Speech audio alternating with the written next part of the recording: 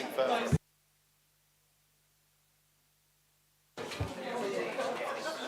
Hello, good evening.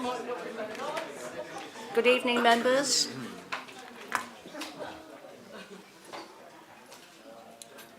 Good evening, members. Thank you for your attention. Welcome to this full council meeting. I'm Councillor Lynn Walters, Chairman of the Council. I will be chairing the meeting this evening. Members, this meeting is being webcast this evening by the Council's YouTube channel. Those members to those watching the YouTube channel will notice that the evening's seating arrangements look slightly different to normal. We are trialling a new arrangement this evening, and should any members have any feedback following the meeting, please can you advise these to Kim Mayo. In the meantime, we will not be expecting a fire alarm. However, in the event of the alarm raising, please leave via the fire exits and assemble in the car park. Please may I also remind everyone in the chamber to ensure that their mobile phones are switched to silent to avoid disruptions to this evening's business. This meeting is scheduled for 3 hours. I'd be grateful if everyone could ensure that they keep their speeches concise and to the issues to be considered. If members wish to speak this evening, please can you indicate by clearly raising your hand. I will now proceed to the first item of the business, agenda item number 1, absent members. Do we have any absent members? I have a list of Councillor Mundy, Councillor Heath, Councillor Wright and Councillor Bond. Are there any other members missing? Chairman, just apologies. Councillor Ethan Williams and Councillor Rajiv are a little bit delayed coming across. They'll be here shortly. Thank you. Thank you. Councillor Cunningham. Councillor Beavis. Thank you, Madam Chairman. Apologies from Councillor Michael Staines, and possible lateness or apologies from Councillor Mark Alt as he's travelling back from work. Thank you so much for letting me know. Are there any other apologies to note? That's it. Thank you. Thank you, members. We will now proceed to item agenda number 2, declarations of interest. Do any members have any disclosable pecuniary interest, any pecuniary interest or non-pecuniary interest they wish to declare this evening? If so, please can you state the item and the nature of your interest? No. Thank you very much. We will now proceed to item number 3. Members, minutes of the previous meeting. Members, we are asked to approve the minutes of the meeting of the full council held on the 23rd of July 2024, which have been circulated to all members and published on the council's website. Please can I have a proposer to approve the minutes as an accurate record of the meeting held on the 23rd of July this year? Thank you, Councillor Butland. And may we have a seconder? Seconded, Madam Chairman. Thank you, Councillor Tom Cunningham. The minutes have been moved and seconded as an accurate record. All in this favour, please indicate.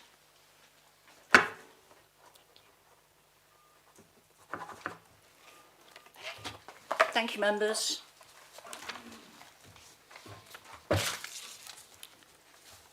The minutes are now approved. I have signed them. Thank you, members, for all your attention. We will now proceed to item number 4, public question time. Members, we have no registered speakers for this evening, so I will proceed to the next item of business on the agenda, item number 5, announcements and statements from the Chairman and the Leader of the Council. Councillor Butland. Beg your pardon. Sorry, if you want to do yours first. Oh, I beg your pardon, Councillor Butland. I will tell you what I've been doing first before I allow Councillor Butland to speak. Since the last council meeting in July, I was pleased to report that I attended 16 engagements. One of the highlights of my visits was Essex Activates Camp for Champs. It was a summer session at Notley High School. It was a warm, heartwarming day out to see the children who were playing, racing around a gym effect, a gym room. They were skating like absolutely. There were no crashes. Well, there was one little incident. It was a little boy and not a girl. But they were racing and having such a wonderful time. I had to stand back so I didn't get run over. But it was a wonderful occasion. They had a wonderful time. I also had the honour of attending the ACS King's Award, the ceremony. It was truly remarkable. A local business situated in Springwood Industrial Estate specialises in maintaining and repairing aircraft parts. Meeting the skilled employees was both fascinating and inspiring. Other events include the Skate Jam, the newly refurbished Weavers Park skate park, and it was delightful summer barbecue at the residents' home at Riverdale Care Home. A full list of the engagements I've attended will be on the website. Thank you. I would now like to invite Councillor Butland, the Leader of the Council, to make any announcements he has to make. Thank you, Madam Chairman. I have no announcements tonight. Thank you, Councillor Butland. We'll now proceed to item number 6, motion by Butland, changes to the winter fuel allowance and protecting pensioners from fuel poverty. Agenda item number 6. Members, this motion is set out on page 6 of the agenda. I can confirm that there are no amendments. Councillor Butland and Councillor Mrs Cunningham, the proposer and the seconder of the motion, are both present this evening, so the motion may proceed. Councillor Butland, please can you formally move the motion? And please can I remind you that before you make your speech on the motion, it must be seconded. Formally move the motion, Madam Chairman. Thank you, Councillor Butland. Please can I confirm that the second of this motion and sorry, Councillor Mrs Cunningham, you're reported or recorded as the seconder of this motion. Please can you confirm that you second this motion, and do you wish to reserve the right to speak? Thank you, Madam Chairman. I second this motion and reserve my right to speak. Thank you. Members, the motion has been formally moved and seconded by Councillor Butland and Mrs Mary Cunningham. I will now invite Councillor Butland to make his speech. Councillor Butland. Thank you, Madam Chairman. I think Councillor Mary Cunningham was actually going to speak right after me, if that's okay with you. Thank you. Madam Chairman, today actually is the 80th day of the new government, the Labour government. And I suspect there are very few, if any, people in this room, and certainly very few people outside of this room, who would have expected us to be having this issue before us today. Because there was no indication in the government's manifesto that it was about to do away with something that was brought in originally by Gordon Brown in 1997 to safeguard pensioners in terms of the winter fuel allowance. And undoubtedly it has caused a lot of concern to pensioners in the whole country. According to Age Concern, it will mean about 2 million pensioners who badly need the money to stay warm this winter will not receive it. And in this district, there will not be a single councillor who will not have a constituent that will be affected by this decision. The significant role that winter fuel payments play in helping older residents to afford heating during the coldest months has meant, throughout the years, significant support for them. And it is a shame, and indeed perhaps a disgrace, that such a decision to abolish it for all but those on pension credit, and I'll come to the numbers of what that is in the district in a moment, will lose that with little or no advance warning, and certainly no impact assessment of what it would have on those members of our society. Our best estimate in Braintree is they're somewhere in the region of just over 30,000 pensioners who currently receive it, and we have just about 2,000 who are in receipt of pension credit. We know that we have many people in that age range who are loath to seek benefits that they are entitled to. And I'll talk a little bit in a moment about, I think, work that we need to do, that it is not anything to be ashamed of to claim benefits to which one is entitled. That does mean, however, that there will be a significant number of people in the district who will lose out. As our motion makes reference, though, we do accept that there are some pensioners currently in receipt of the winter fuel payment who do not require it. And had this been done in an orderly manner by the government, it might well have been able to have come in with something that would not have had such an impact upon those pensioners that are not receiving pension credit but are only just over the top of the, just outside the relief. Talking about people on 11 to 13,000. And it is difficult not to draw a comparison with what this government has done in terms of making hard decisions, as the Chancellor has referred to on a number of occasions.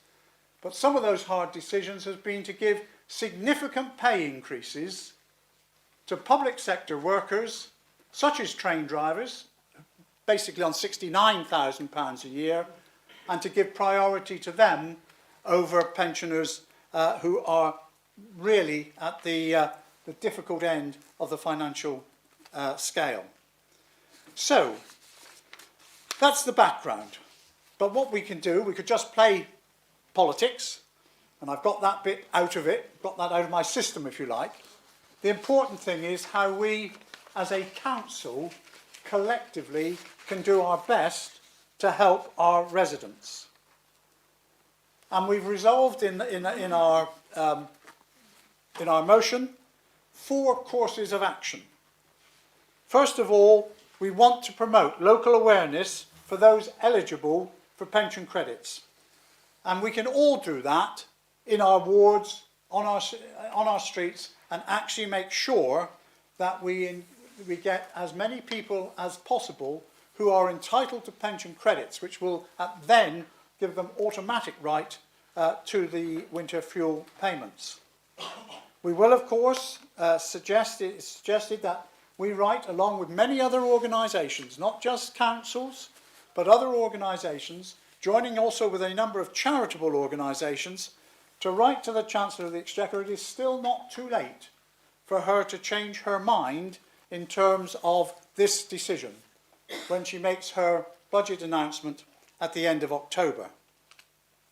We need, I think, to support, and the suggestion is that we do this as members, the Age Concern Save the Winter Fuel Payment for Struggling Pensioners petition.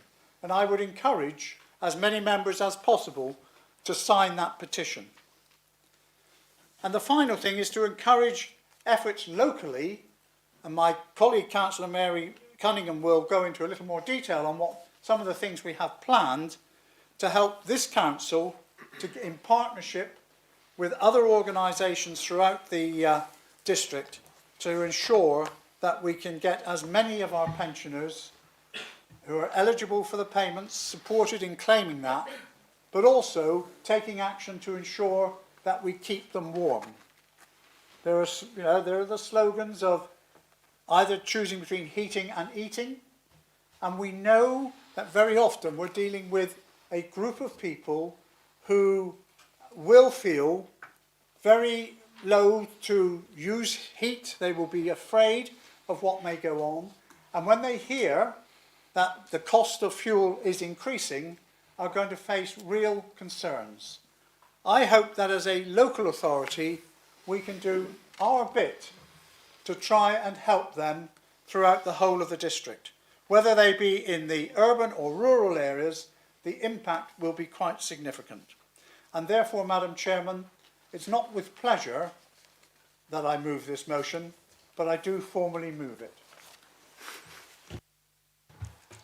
Thank you, Councillor Butland. Mrs Mary Cunningham, would you like to speak? Thank you, Madam Chairman. I fully support this motion. The decision of the new government to restrict the winter fuel payment to only pensioners in receipt of means-tested benefits such as pension credit will undoubtedly have a detrimental effect on a large number of elderly residents in our district this winter. The Department for Work and Pension Analysis states that 9 in 10 pensioners aged between 66 and 79 and 8 out of 10 over 80s would lose their allowance. Since those over 80 receive a higher payment, £300 as opposed to £200, they will take the greatest hit. The analysis also revealed that although disabled people may be more likely to retain the payment, 71%, that's 1.6 million, would still lose their entitlement, despite their often greater dependence on heating their homes. What can we do as a local authority to help our most vulnerable this winter?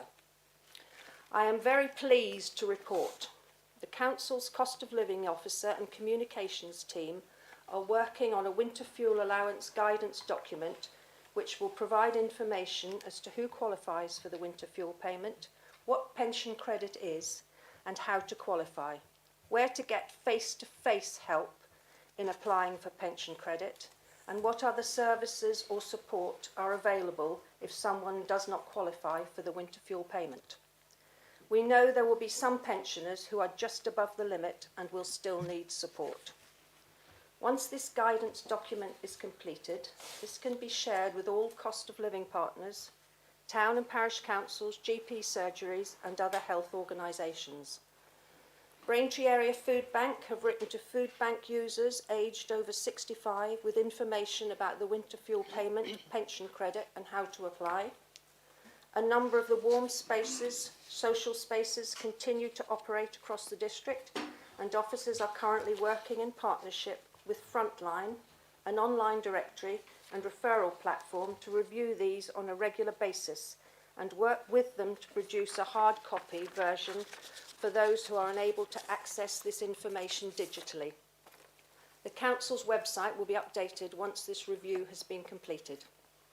Following the success of the electric blanket scheme last winter, officers have carried out a scoping exercise with the community and voluntary sector and this year are considering distributing blankets to organisations from the Cost of Living Partnership who work directly with the elderly, families and people on low incomes as they are best placed to identify those most in need. Finally, it is because of the sound financial management of this authority and this administration that we are in the position to offer and support our elderly through our much valued Cost of Living Fund that we set up last year. Thank you, Madam Chairman. Thank you, Mrs Cunningham. Do any members wish to speak on this motion? Please can I remind members that their speeches must be directed to the motion under discussion.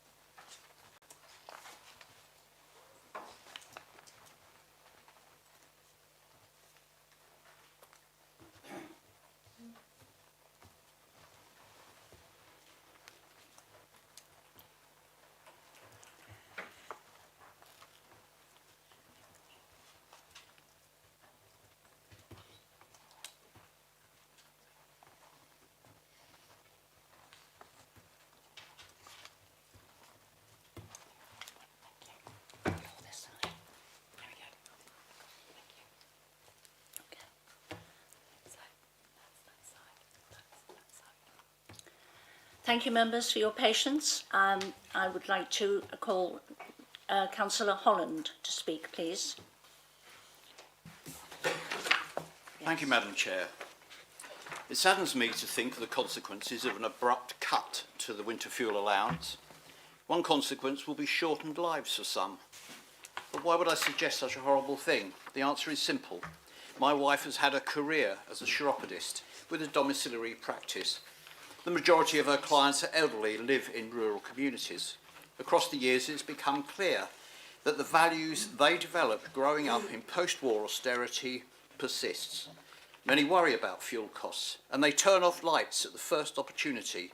They follow advice to turn down their heating thermostat and to save energy, but due to their fear of being unable to afford it. Though not indicative of the majority, an example is a lady in her 80s. When my wife arrives, she finds the lady sitting in a gloomy, unlit room. The room is no warmer than it was outside. She asks, "Can I turn on a light?" "Oh, all right then," comes the reply. "It's too cold for you in here," my wife tells her. "Shall I check your thermostat?" My wife checks. It's set to 16 degrees C. "That's much too cold for you to be good for you," my wife tells her. "Shall I turn it up?" "Oh, right," comes the reply. My wife adjusts the thermostat to 20 degrees, which is probably still too cold for somebody of her client's age. By the next visit, the thermostat is back at 16. As I'm sure we all know here, elderly people actually need a higher ambient temperature in their homes than younger folk in order to stay healthy. Fear of the unaffordability of energy in such circumstances will lead to some of our elderly seniors to live a life this winter in cold, life-shortening gloom. The winter fuel allowance helped millions not only to afford energy through the period of precipitous price rises, but it also gave many elderly people confidence that they could afford to stay warm enough. That is a well-being benefit in every sense of the word. Delivering that well-being in our elderly seniors should be a priority for a caring government. For this government to scrap winter fuel allowance for all above the very low threshold sends out a clear message that this is not a caring government. The costly consequence of a negative impact on health and welfare will prevent the government from achieving the savings sought.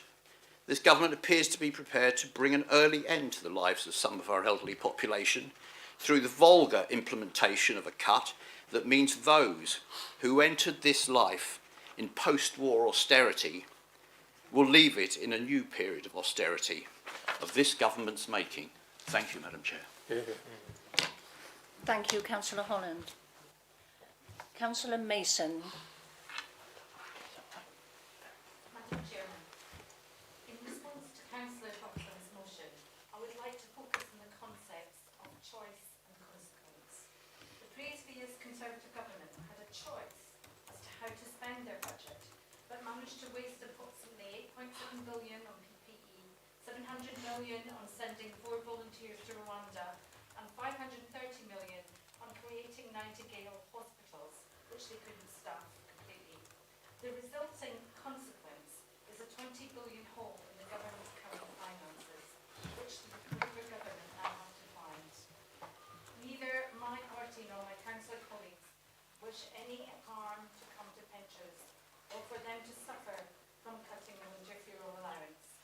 Hence the focus on ensuring the take-up on pension credit. The Labour government have been left with an impossible choice, comparable on a much bigger scale to the choices Councillor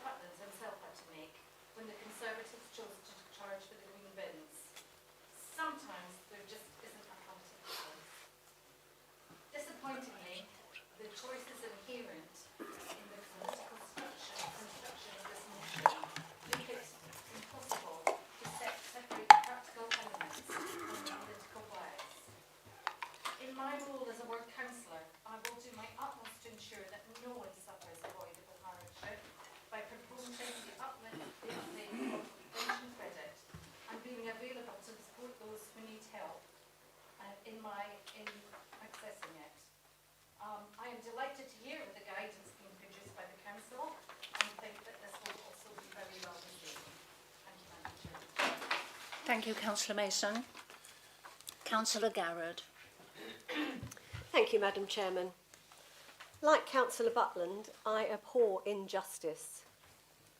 This decision from the government elected in July with the promise of change was not in their manifesto and has never been discussed. The Chancellor, Rachel Reeves, says she needs to make tough decisions for our economy, but I see this as a punitive and cruel decision against pensioners, which is politically inept. It comes at a time when there is so much criticism over the lavish gifts they have willingly accepted from wealthy donors. Indeed, Rachel Reeves says she accepted free outfits worth £7,500 because, and I quote, "I'm not massively into shopping." It could be argued, therefore, that this is a Chancellor who doesn't believe in the fundamental principle of contributing to the support of our retailers and our UK economy, but would rather pick on soft targets. Pensioners cannot go on strike, like doctors, train drivers and teachers.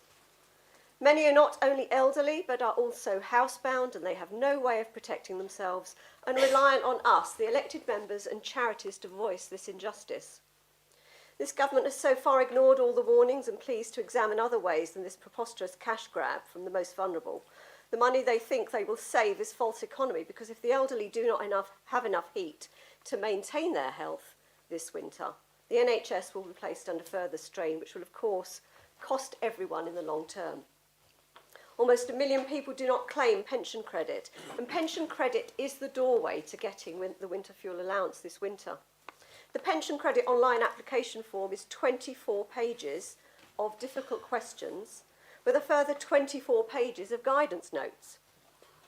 It has to be completed whether the claimant is computer literate or not, whether they have failing eyesight or not, because the Department of Work and Pensions rarely answers a phone call and many charities are overwhelmed by people asking for help.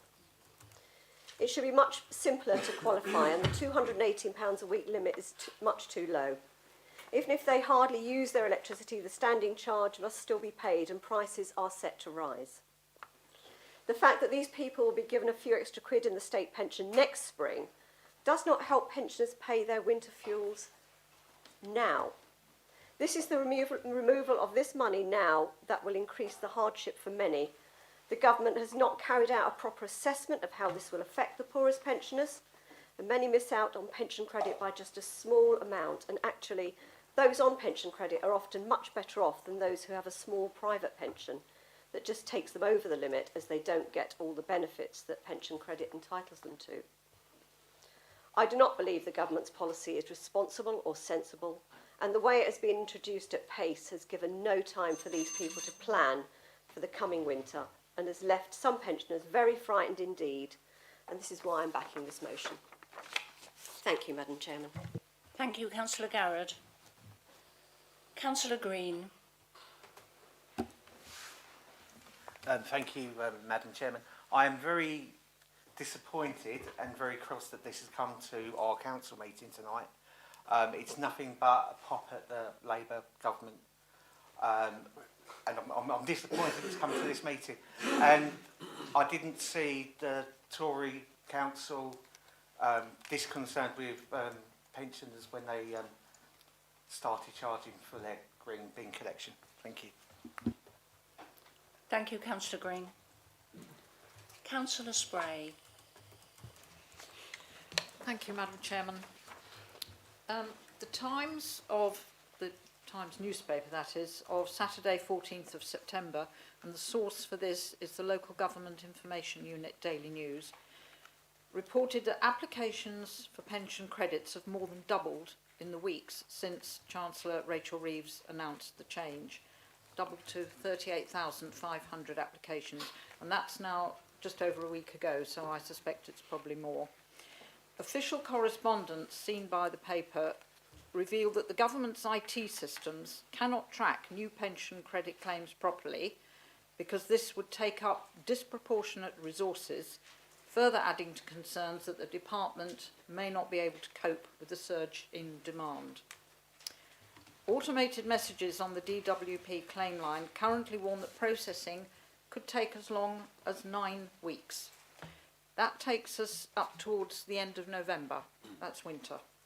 And that's just processing a claim, not necessarily getting pension credit payments to applicants, let alone receiving the winter fuel grant if they are applicable. It's simply not good enough, Chairman. Not good enough. Thank you. Thank you, Councillor Spray. Councillor Finkin. Thank you, Chairman. I'm not going to dwell on the parlous state of the public finances that were left by the previous Conservative government, because I think other councillors on this side of the chamber have already and will talk more about that. I'm going to concentrate mainly on the motion itself. The movers of the motion have taken as gospel Age UK's estimate of 2 million pensioners being affected, but there's no detail about how they've arrived at that figure. But even if we accept that leaves over 8 million pensioners for whom the WFA is nice to have, but they're not in fuel poverty, they're not having to choose between heating and eating, and in this district they include many millionaires. So that hasn't been taken into account. The context of the rise in pensions overall must also be given greater consideration. It's not a few pounds, as the previous councillor said. Those on full pension with a triple lock supported by all the main political parties have received an increase of £900 this year, 4.5 times the rate of the WFA. And next year they're going to receive another £460, which is over twice the amount of the WFA.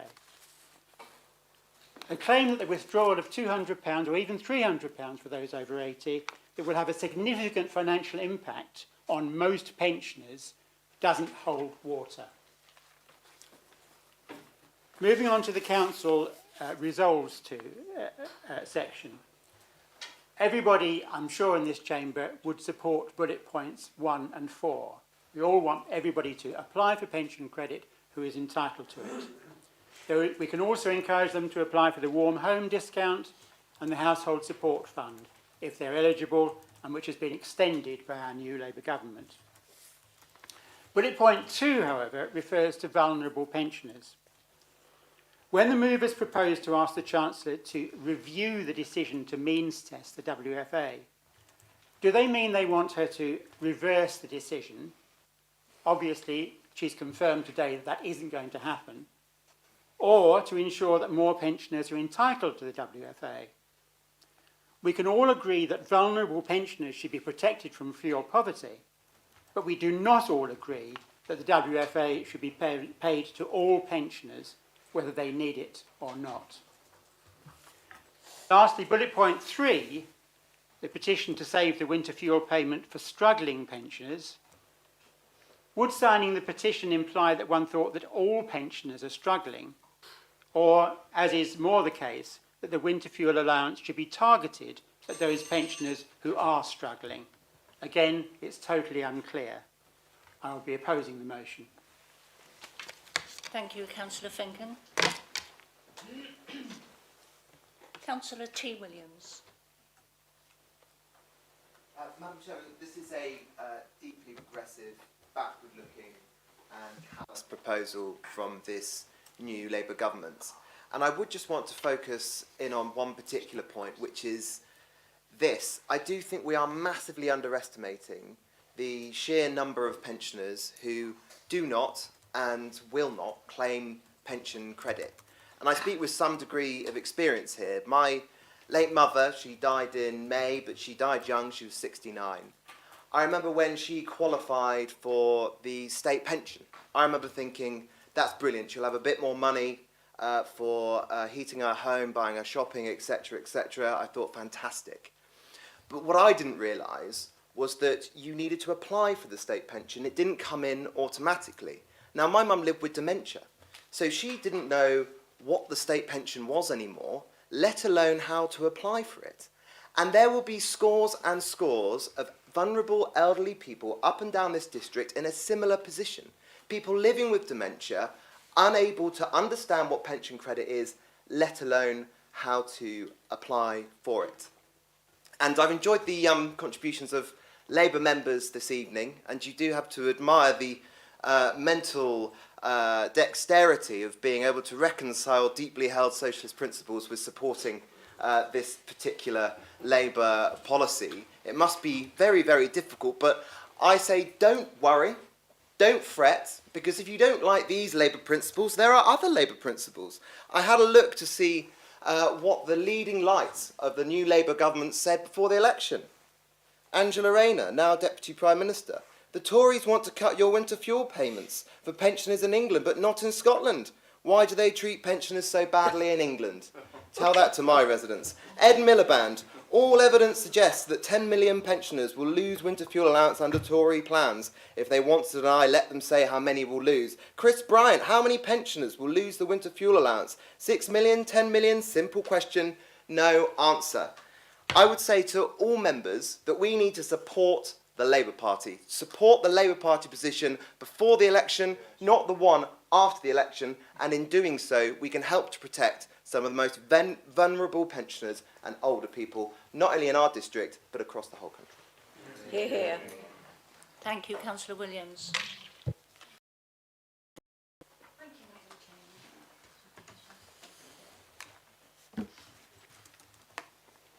When I was first elected, a year or so ago, I was told that the leader of the council wanted very much to work with the enlarged Labour group for the benefit of all our residents.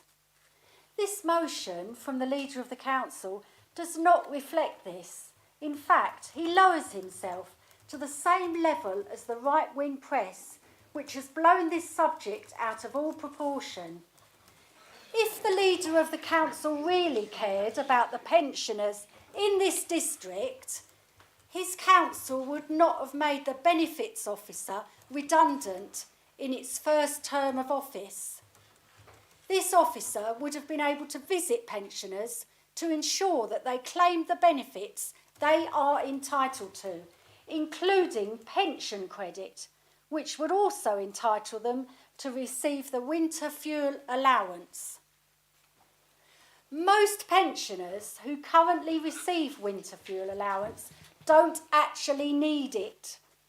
The government has committed to keeping the triple lock, which ensures that pensioners do better year on year. The money saved on winter fuel allowance will be put to good use. For example, in the vital area of housing.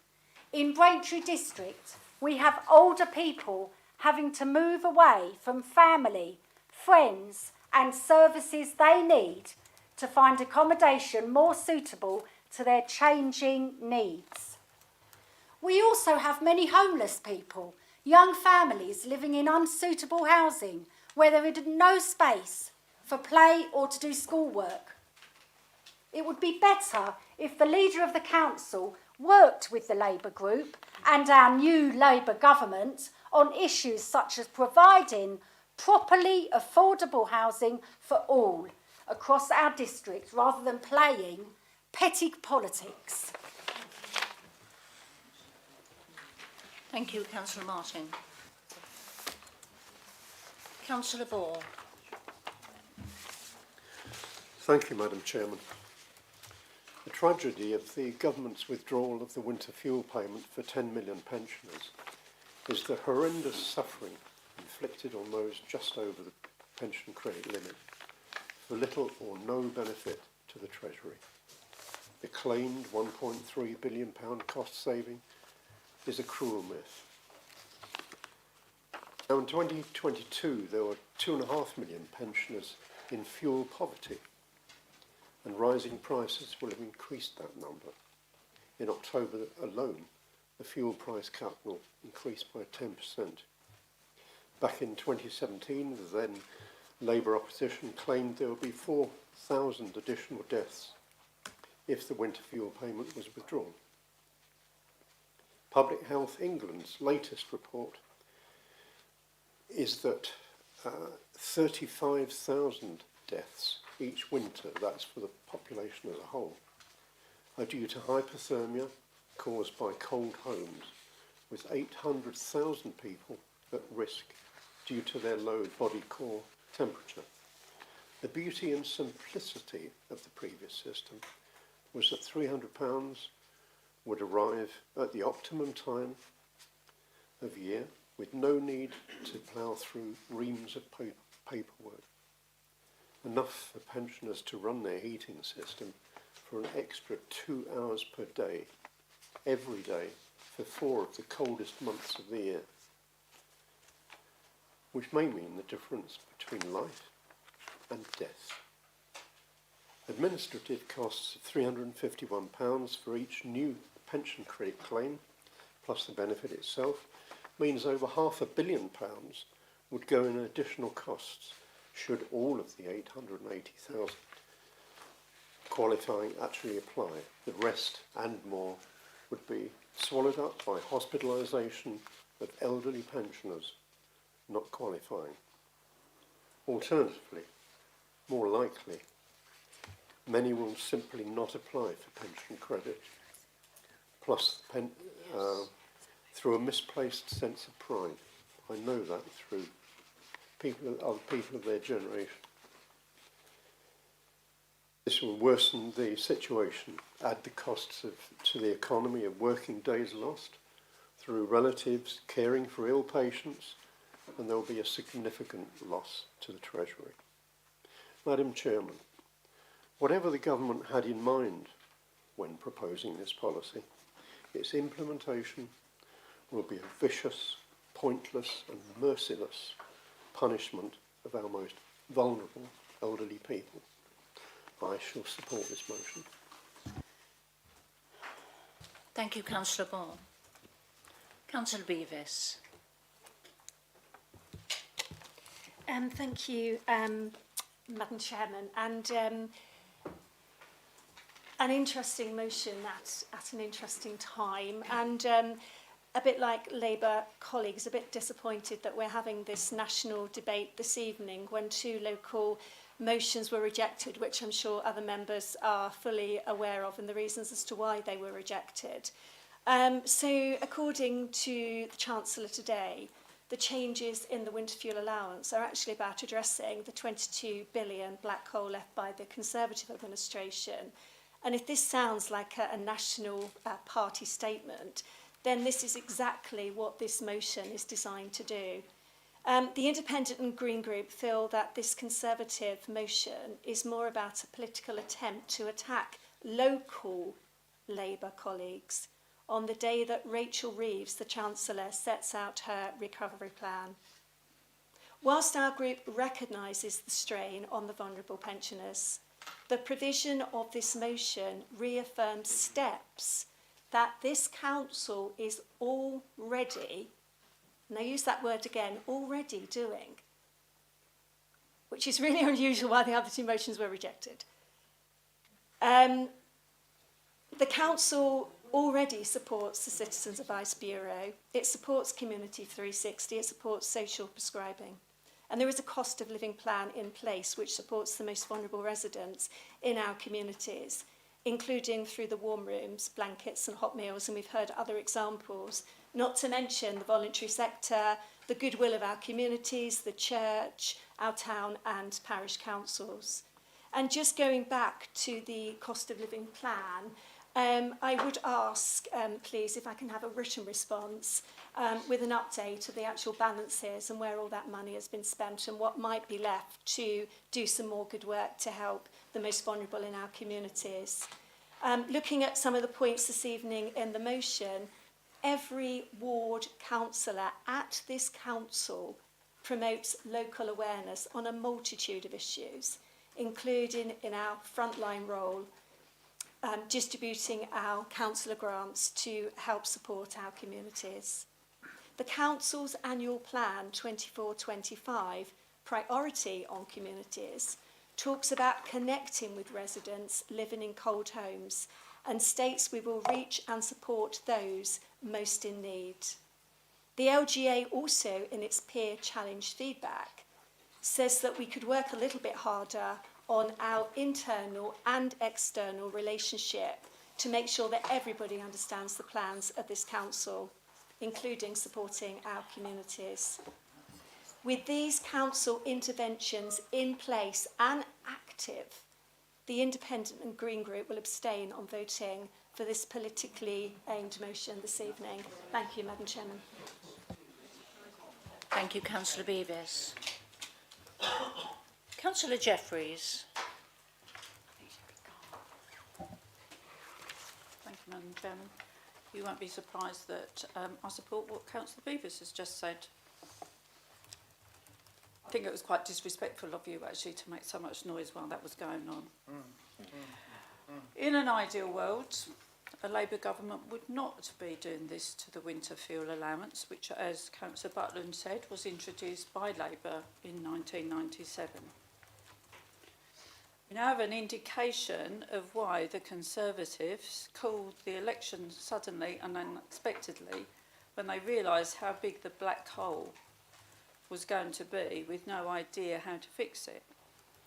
It's a similar position that this council found itself in back in July 2023 when the Cabinet Member for Finance, Resources and Performance revealed that the budget gap would have to be fixed by making a charge for the green bin collection.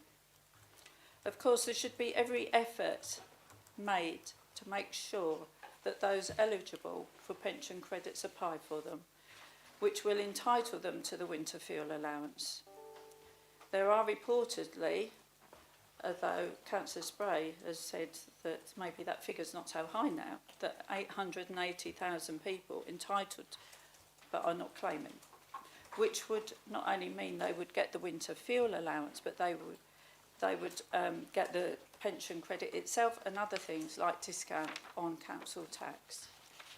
The government is extending the household support fund for the next 6 months. The energy price cap will be £117 lower at the end of this year than 2023. The state pension went up £900 recently, much faster than working age benefits, and the triple lock is in place that the Labour Party are 100% committed to. Giving the people information that they need to apply, as other members have said, of course, is essential. I note from the Council's social media last week that even before this came to Council, it has already revealed that there will be a booklet to help pensioners with information and contacts, some of which I imagine to be a number of local and national organisations to help, including the Eastlight Welfare Benefit Support, First Stop, Citizens Advice, Braintree District Council Housing Benefits, Step Change, Job Centre, Warm Home Essex, Age Well East, and even British Red Cross Society, to name but a few. And the forms are long, as we know, but there's a lot being done for that on the government website and also telephone number where people can go for advice and help. I realise that the party opposite will use my opposition to this motion against us on the doorstep and media. I've already seen your social media comments from last week, but people will remember why the country's finances are where they are. And when the Labour Party stood on a platform for change, it did not mean staying as we are. Thank you, Madam Chairman. Thank you, Councillor Jeffreys. Councillor Walsh.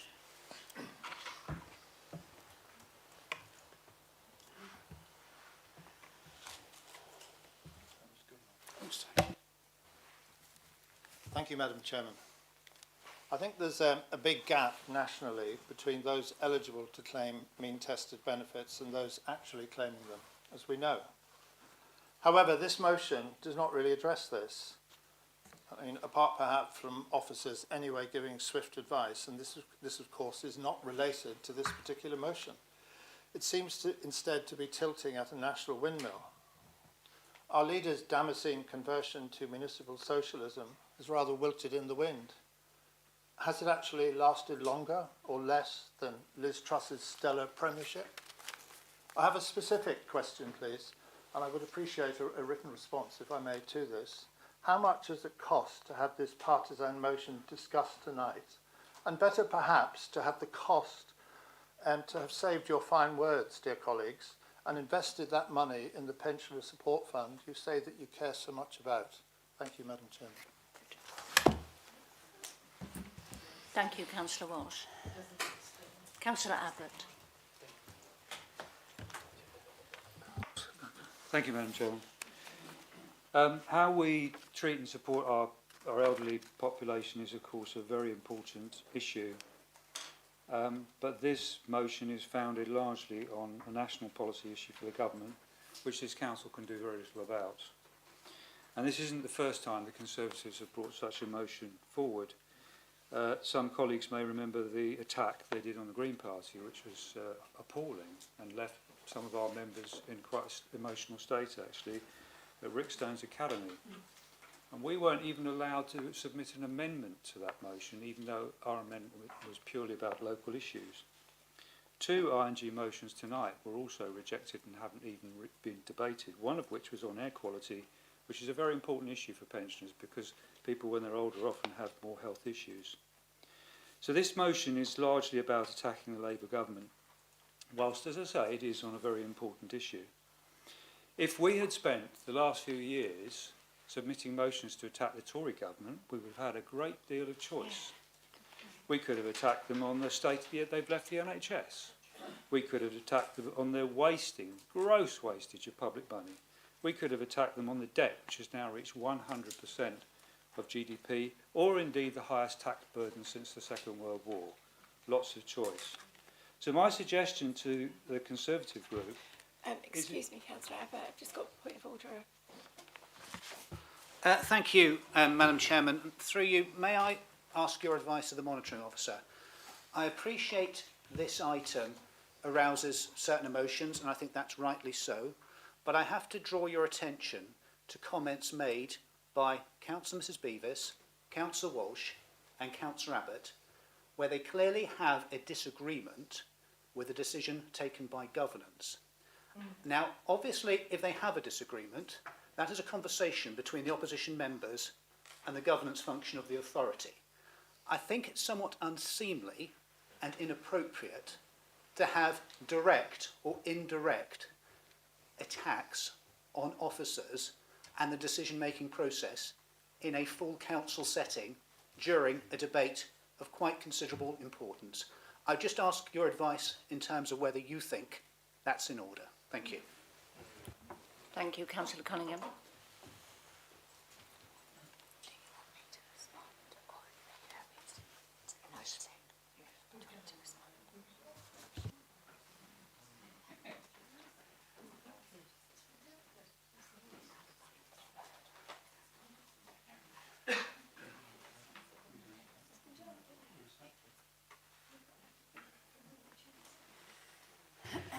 Thank you, Councillor Cunningham. Apologies. You are correct that the decision in relation to motions that are submitted is reviewed by governance, and whether they are submitted based on discussions with key officers within the council and senior officers within the council is a matter for governance, and a decision is taken by officers in that regard. Those decisions and reasons for the refusal are given to the members who submitted the motion only and are not circulated to the wider membership, and therefore they are communications between the proposer and seconder of those motions and officers only.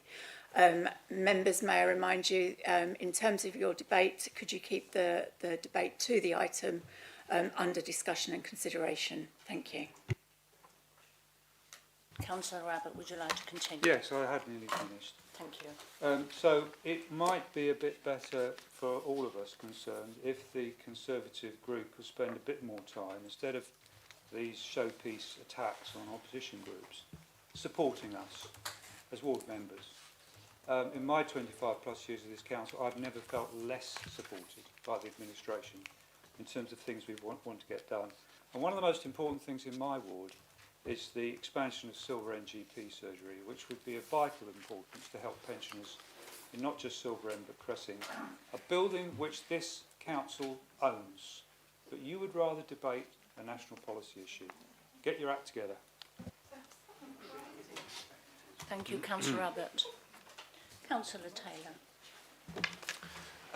Thank you, Madam Chairman. I actually happen to agree to some extent with the Labour government's position, because I don't agree with universal winter fuel allowance, which Councillor Butland alluded to, the fact that millionaires can claim or they automatically receive winter fuel. I think that's quite a vulgar position. So I agree with the change, but you have to strike a balance between reducing the winter fuel allowance and what is the threshold between those who are able to receive it and who shouldn't receive it. And Councillor, I think Butland made that point in his original presentation, and it has drawn, the government's decision has unfortunately put on the table eating or heating for many pensioners, and I think, as Councillor Holland pointed out, many pensioners will go cold this year, which is shameful. Councillor Mason was correct. Lots of money was wasted under the previous government. I don't think anyone can defend some of the waste there. However, I think the argument that she made and that the Chancellor of the Exchequer has made about the 22 billion black hole, I think they've undermined that argument, and I think they've driven a coach and horses through the centre of that argument by cutting the winter fuel allowance, but actually paying increase in the salaries of some in the public sector. Not to minimise public sector cuts, we're well aware that over the last 14 years the public sector have had a raw deal. That is true. But it does undermine the argument that there is a 22 billion black hole. Unlike Liam Byrne, when he left the notes, that there was no money left, that, I think, was a very real scenario which formed the basis of austerity from 2010. However, I don't believe for 1 minute that that Downing Street or Westminster is going to listen to Braintree District Council this evening, but I think the challenge really is on the Braintree District Council Labour group, because I do believe that they do have a heart. I think they care about the poor and the needy. I think they do care about social justice. So will they follow their colleagues in Stockton Council that voted unanimously to condemn their own government's cut? Because I think they will make the most powerful point tonight, because whilst the government will not listen to us, they will hear us if the Labour Party vote for this motion this evening. Thank you very much, Madam Chairman. Thank you, Councillor Taylor. Councillor Diamond. This motion is a pity. Within it that I agree with, I wholeheartedly support ensuring every pensioner who needs the winter fuel allowance gets it. The motion's commitment to making sure all pensioners entitled to the pension credit can access it is absolutely vital. During my weekly ward walks in Braintree, I am encouraging residents to check their eligibility. For those who struggle with technology, I am personally offering them support so that they can claim the winter fuel allowance, ensuring that no one is left behind. This could have been an opportunity for all parties in the council to unite and work together for the interest of our community. Instead, by making this political, you force us into a position where we must vote against it. What a missed opportunity. What a pity. Thank you, Councillor Diamond. Councillor Ayrton. Thank you, Madam Chairman. Where do I start? We were told by the administration in May last year that they were going to stop playing political games. Alas, like they always do, they lie and mislead us.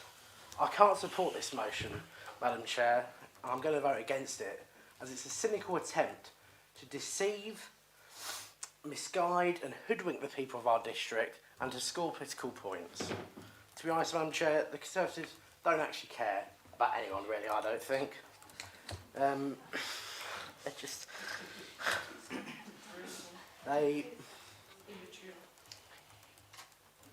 They never have cared. They've left this country in the worst state it's been in for 40 years, and now the government's come in and had to make some really tough decisions and start clearing up the mess. A bit like the mess in Downing Street with all the vomit, wine bottles and sick everywhere. I think it's also right to point out, Madam Chair, that the allowance was universal. the allowance was universal. When it was universal, many pensioners didn't get it. Many pensioners that could have got it, didn't use it on heating, they used it on whatever. And the government is making sure that people do need it, can still get it. And yeah, I mean, they don't care, do they? They've just been bickering tonight, talking about whatever, attacking us. We've been left in your mess, and the government's got to, find the money. And I can't support it because it's just a political game to them. They've never cared. They just, try and win elections by trying to hoodwink the public and say whatever to get their vote. We've got in government, and we're taking serious, tough decisions to fix this country. And, they're going to be in the political wilderness for years, wondering about which wing of the Reform Party to associate themselves with. Unless they change their party like we've changed ours, they're going to be a spent force. Thank you, Councillor Ayton. Councillor Butland, as the proposer of the motion... Oh, I beg your pardon. Councillor Ricky. Thank you. Thank you, Madam Chairman. I wasn't going to speak, but I almost feel compelled to this evening. A few points, I'll just keep it very brief. So just a few points I wanted to pick up. When has it not been right for us to pick up the national agenda when it affects so many local people? Point number one. Secondly, I think we all have values. I think one of the Labour values is to help those that are in need the most. So taking the political side out of it, and thanks to Councillor Ayrton for his very impassioned speech about what he thinks of the Labour government and indeed the administration, we all have a heart here tonight. We all have values. Councillor Taylor mentioned about the Labour-run council in Stockton voting against this motion. This is about not who's right, but what's right tonight. And that's what we need to think about.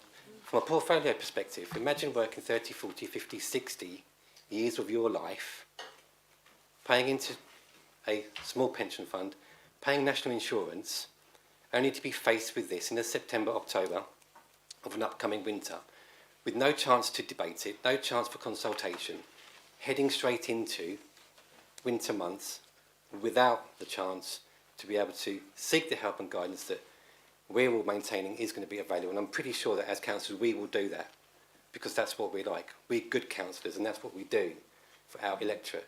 But imagine those who don't have access to that type of guidance, that type of counsel, that type of relationship, that type of voluntary access. Imagine those who can't have access to it. And then finally, imagine that's your gran or your grandma this winter who has to suffer, and then one day that it might affect you whereby the worst might happen and you're sat here thinking, I'm going to abstain tonight or I'm going to vote against tonight. Like I said, it's not all about the national agenda. This is about doing what's right and not who's right. Thank you, Madam Chairman. Thank you, Councillor Ricky. Councillor Abram. Good day. A question from Councillor Cunningham. Please sit down, sir, if you need to. I'm going to.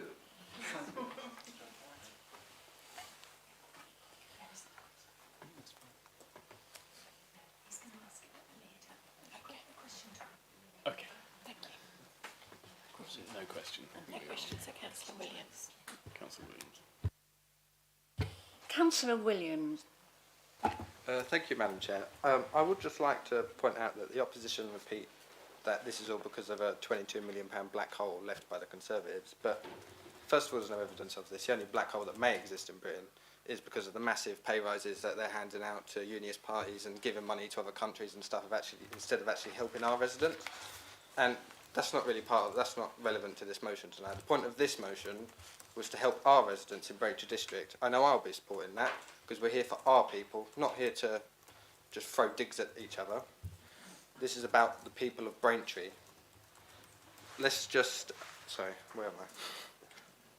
Let's just help our people. Let's not keep arguing about it, and let's just ignore what Labour do, and let's bankrupt the country and look after themselves.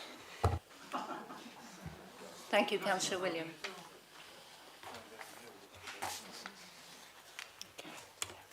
Councillor Butland. As you propose the motion, you may now reply. Please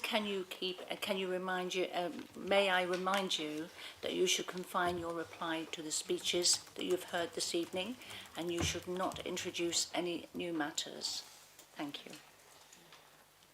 Thank you, Madam Chairman. I will obey your guidance. I will not be talking about surgeries anywhere, or indeed any motions that may or may not have been submitted of which I know nothing about. If we just look at, I think members have covered actually on both sides a number of issues actually in the motion. I haven't heard anyone, as far as the 5 bullet points about what council notes, disagree with any of that. In terms of the estimated impact, the significant role that winter fuel payments play in helping older people, the criticism from Age UK, which might be the same as the criticisms of the right-wing press, but I wouldn't classify Age UK as being the right-wing press. In terms of the council believes, there are 4 bullet points there. I haven't heard anyone say that winter fuel payment has not been a lifeline for older people across the UK. I haven't heard anybody disagree with that. I also haven't heard anyone disagree that there are pensioners currently in receipt of the winter fuel payment who may not require it. Indeed, that's what I said from here. It is those who are just above, as the motion refers to, those just above the cut-off for pension credit who will be most impacted. Now, the decision to means test the winter fuel payments, picking up on my colleague Councillor Taylor, is something that I also would not disagree with. And it could have been done if there wasn't the unseemly haste to bring in something without any notification or any warning. Because I personally think it should be means tested in one way or another. One of the simplest ways, of course, would have been to have incorporated it into the old age or into the pension payment, which would have made it taxable, which would have initially at least made those who were higher have to pay tax on it.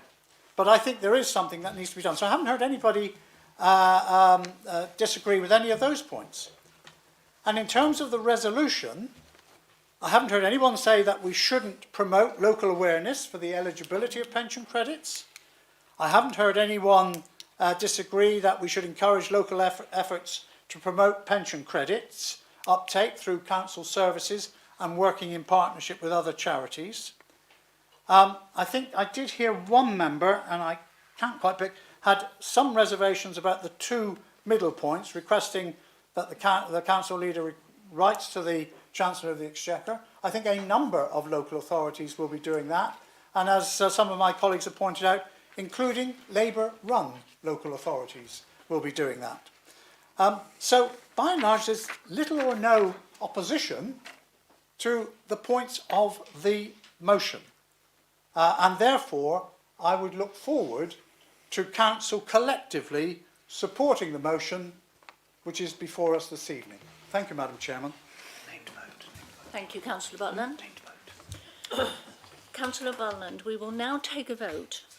Could we have a named vote, please, Madam Chairman? Yes. Seconded.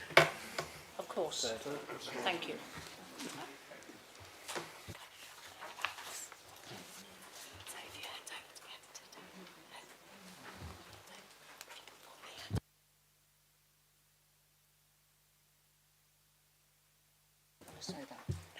Thank you, Madam Chairman. I'll take the recorded vote. If people could indicate for or against or abstain when I call your name. Councillor Abbott. Abstain. Councillor Abram. Abstain. Councillor Ayton. Against. Councillor Bohr. For. Councillor Beavis. Abstain. Councillor Bowers. For. Councillor Bowers-Flint. For. Councillor Butland. For. Councillor Coleridge. For. Councillor Courtauld. For. Councillor M. Cunningham. For. Councillor T. Cunningham. For. Councillor Dervish. For. Councillor Diamond. Against. Councillor Edwards. For. Councillor Finch. Abstain. Councillor Finken. Against. Councillor Garrod. For. Councillor Green. Against. Councillor Hayes. Councillor Heath. Sorry, absent. Councillor Holland. For. Councillor Hooks. Abstain. Councillor Jeffries. Against. Councillor Martin. Against. Councillor Mason. Again. Councillor Parker. For. Councillor Pell. For. Councillor Prime. For. Councillor Rajiv. For. Councillor Ramage. For. Councillor Ritchie. For. Councillor Schweer. For. Councillor Spray. For. Councillor B. Taylor. For. Councillor W. Taylor. Abstain. Councillor M. Thorogood. Against. Councillor P. Thorogood. Abstain. Councillor Van Dulken. For. Councillor Walsh. Abstain. Councillor Walters. For. Councillor Williams. E. Williams, forgive me. Councillor T. Williams. For. Councillor Wrench. For.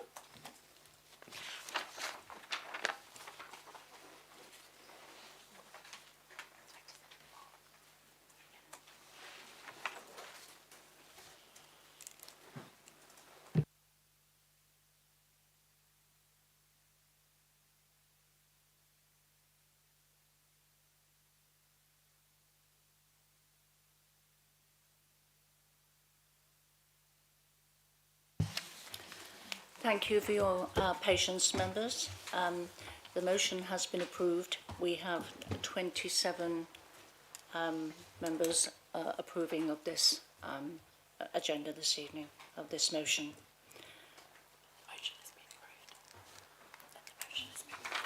The motion has now been approved. Councillor Walsh. Thank you very much. Could we have the figures for abstain and against as well, please?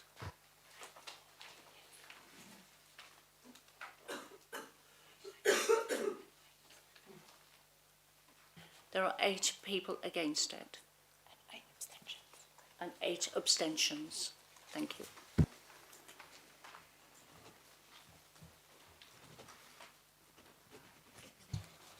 Thank you, members. We will now proceed to the second motion for the evening. Agenda item number 7, questions to the Leader and Cabinet. Thank you.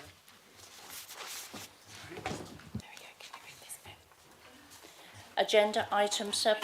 During this item, members may only ask one question to the Leader and to the Cabinet on the matters which relate to the functions, the powers and duties of this Council or matters pertaining to the district.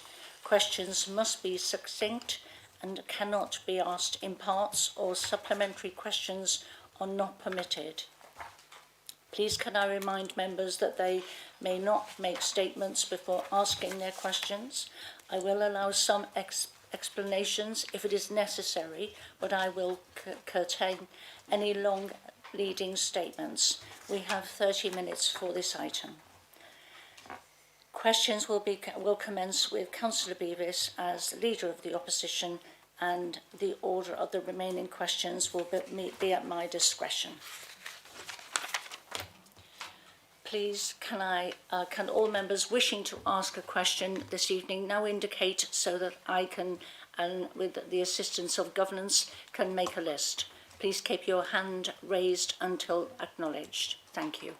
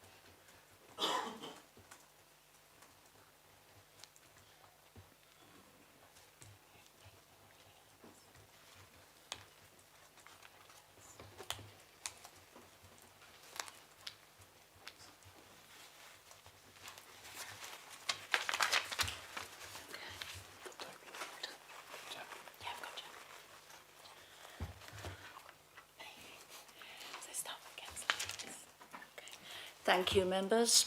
Councillor Beavis, do you have a question for this evening?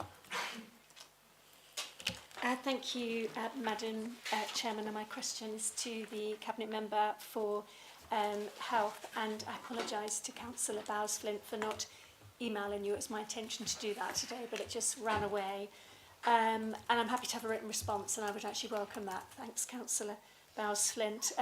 Could you update me on the work of the Braintree District Health and Wellbeing Board and the Mid-Essex Integrated Care Board and their involvement in the Live Well strategy 24 to 28? And just a little bit of context is around the LGA peer challenge feedback on the 4th of June, saying that we need to develop internal and external connectivity in our strategic partnerships. And just an update would be really helpful. Thank you. Thank you, Councillor Beavis.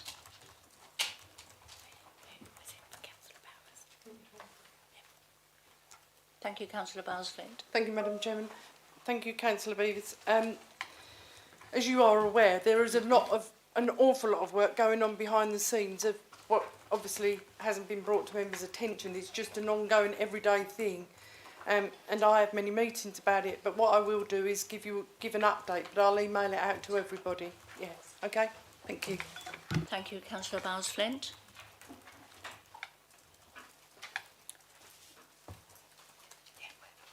Councillor Parker. Thank you, Madam Chairman. I am bringing up a national issue, but it is going to affect our residents, and this is the imposition of VAT on school fees.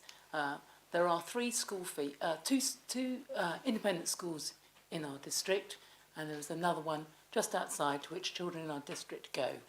I would like to ask the Cabinet Member, Councillor Rich, I believe, if you could liaise with Essex County Council to find out what will be the impact on our local state schools if parents have to withdraw their children from their schools, and I might add, might have to withdraw them mid-year, and because they can no longer afford the fees, and even worse, if those schools are no longer viable and have to close. Thank you. Thank you, Madam Chairman. Thank you, Councillor Parker. I will write to Tony Bull and just ask if there is any contingencies in place to deal with any additional bearing that this might have on places within primary school and indeed secondary school. I too think it's a bit unfair. I think it's unfair about the plan to tax school places, bearing in mind that we do have two really good schools within this district that offer that type of schooling. But I shall write on behalf of the question you just asked to Tony, and I will share with everyone once I have that response. Thank you, Madam Chairman. Thank you, Councillor Ricky. Councillor Hooks. Thank you, Madam Chair. And my question is to the Leader of the Council. Following on from the question from Councillor Joe Beavis, the LGA peer team who carried out the corporate peer challenge heard that BDC are now keen to do some work with partners to assess how their corporate plan is looking and feeling for them from an external perspective. Could Council please receive an update? Could I also receive an update from the NEB, North Essex Economic Board, NEC, North Essex Councils and the Mid-Essex Alliance? I question, as a new councillor, why we do not receive agendas and minutes on these and other internal external boards and forums as we do for the Braintree District Local Highways panel. Thank you.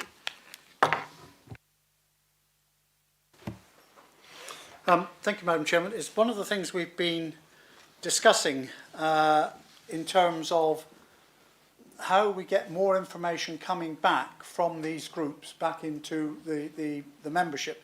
Some come back through cabinet meetings, but I think it would be useful. Of course, most of them are public meetings and the minutes are published, etc. So there is the opportunity for all members to look at that. For example, the North Essex Parking Partnership and that sort of thing. But we will consider, and it is something which I have initially raised with officers recently about how we get greater feedback. So it is something we are looking at. Okay.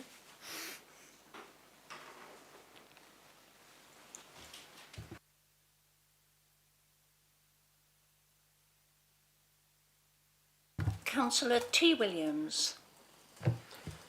Thank you, Madam Chairman.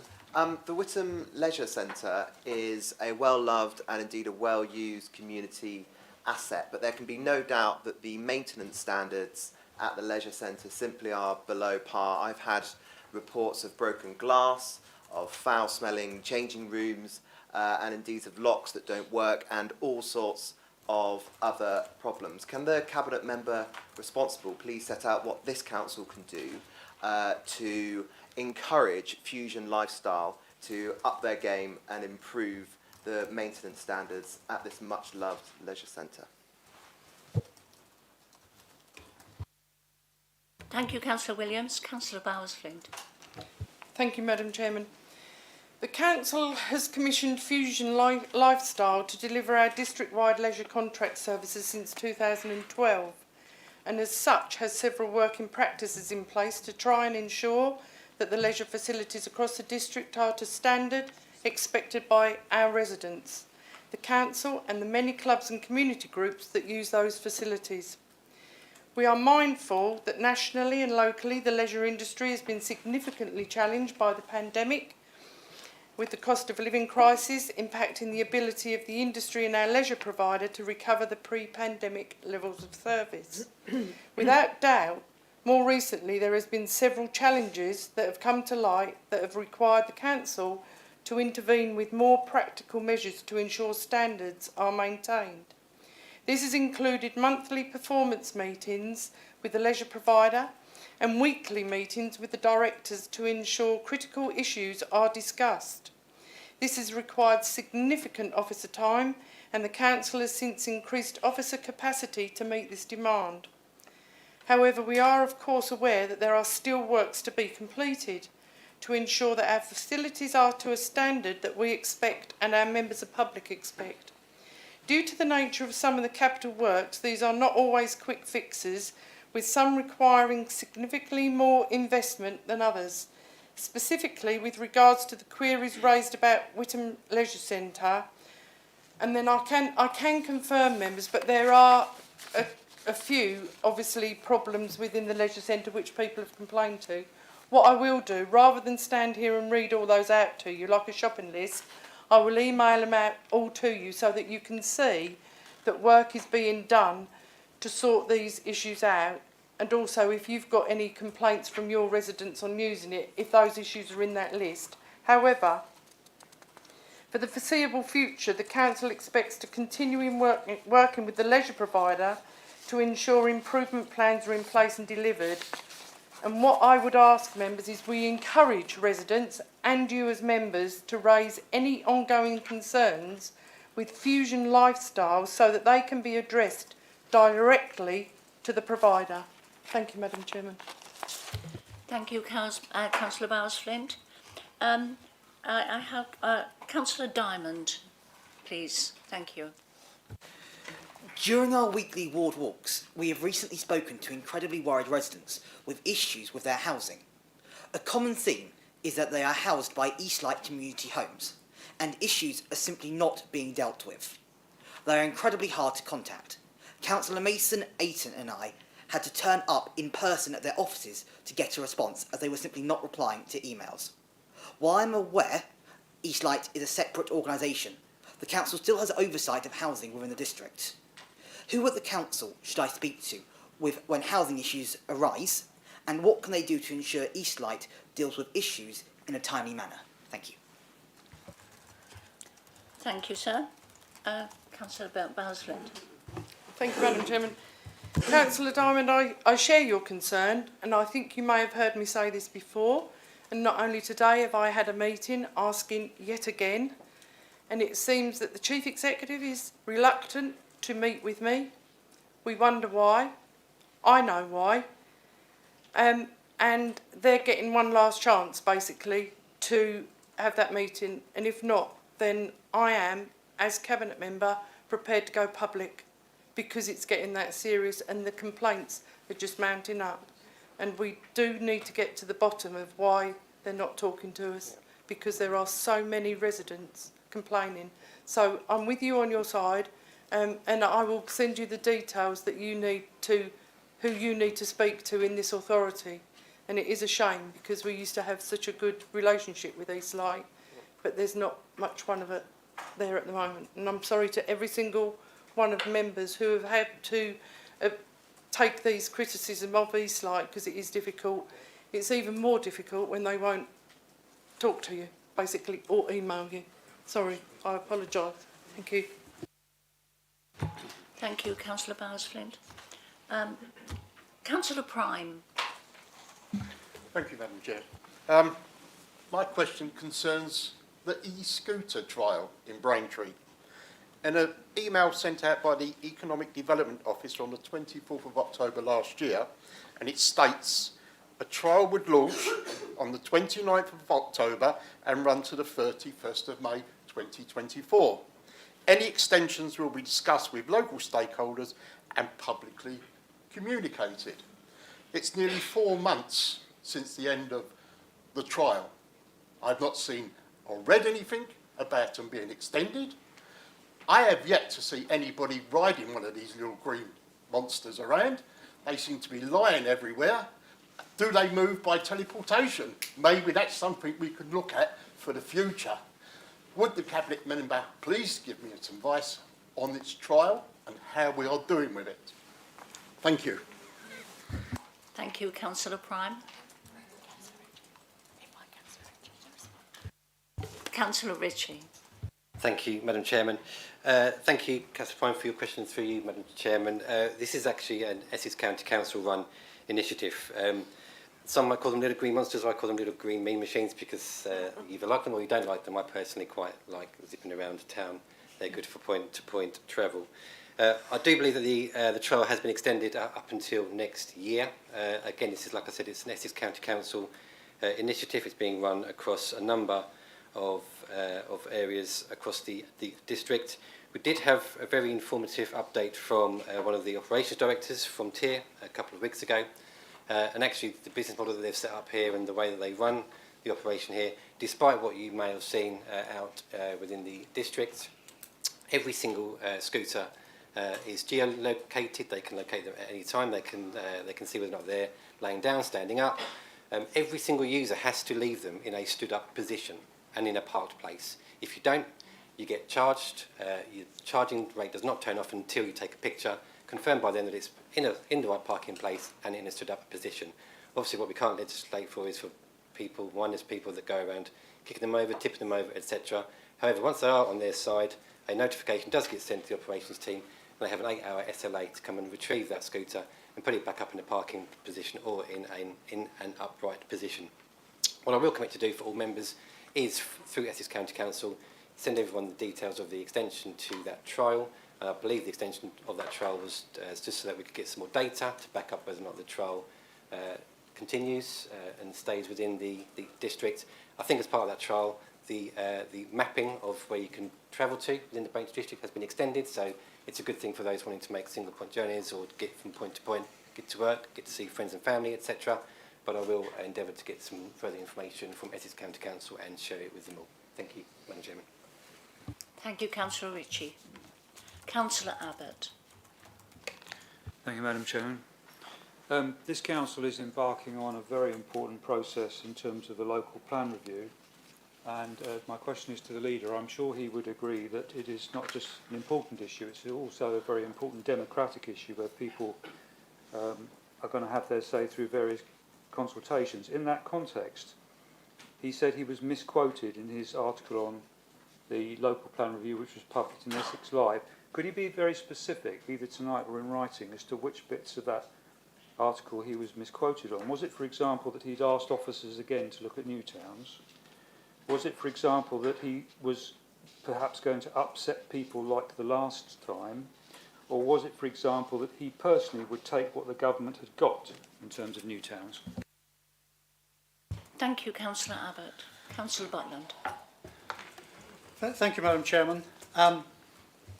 When Councillor Abbott talks about people having a view and being heard, of course, he excludes the leader of the council, who is not, in his view, allowed any views.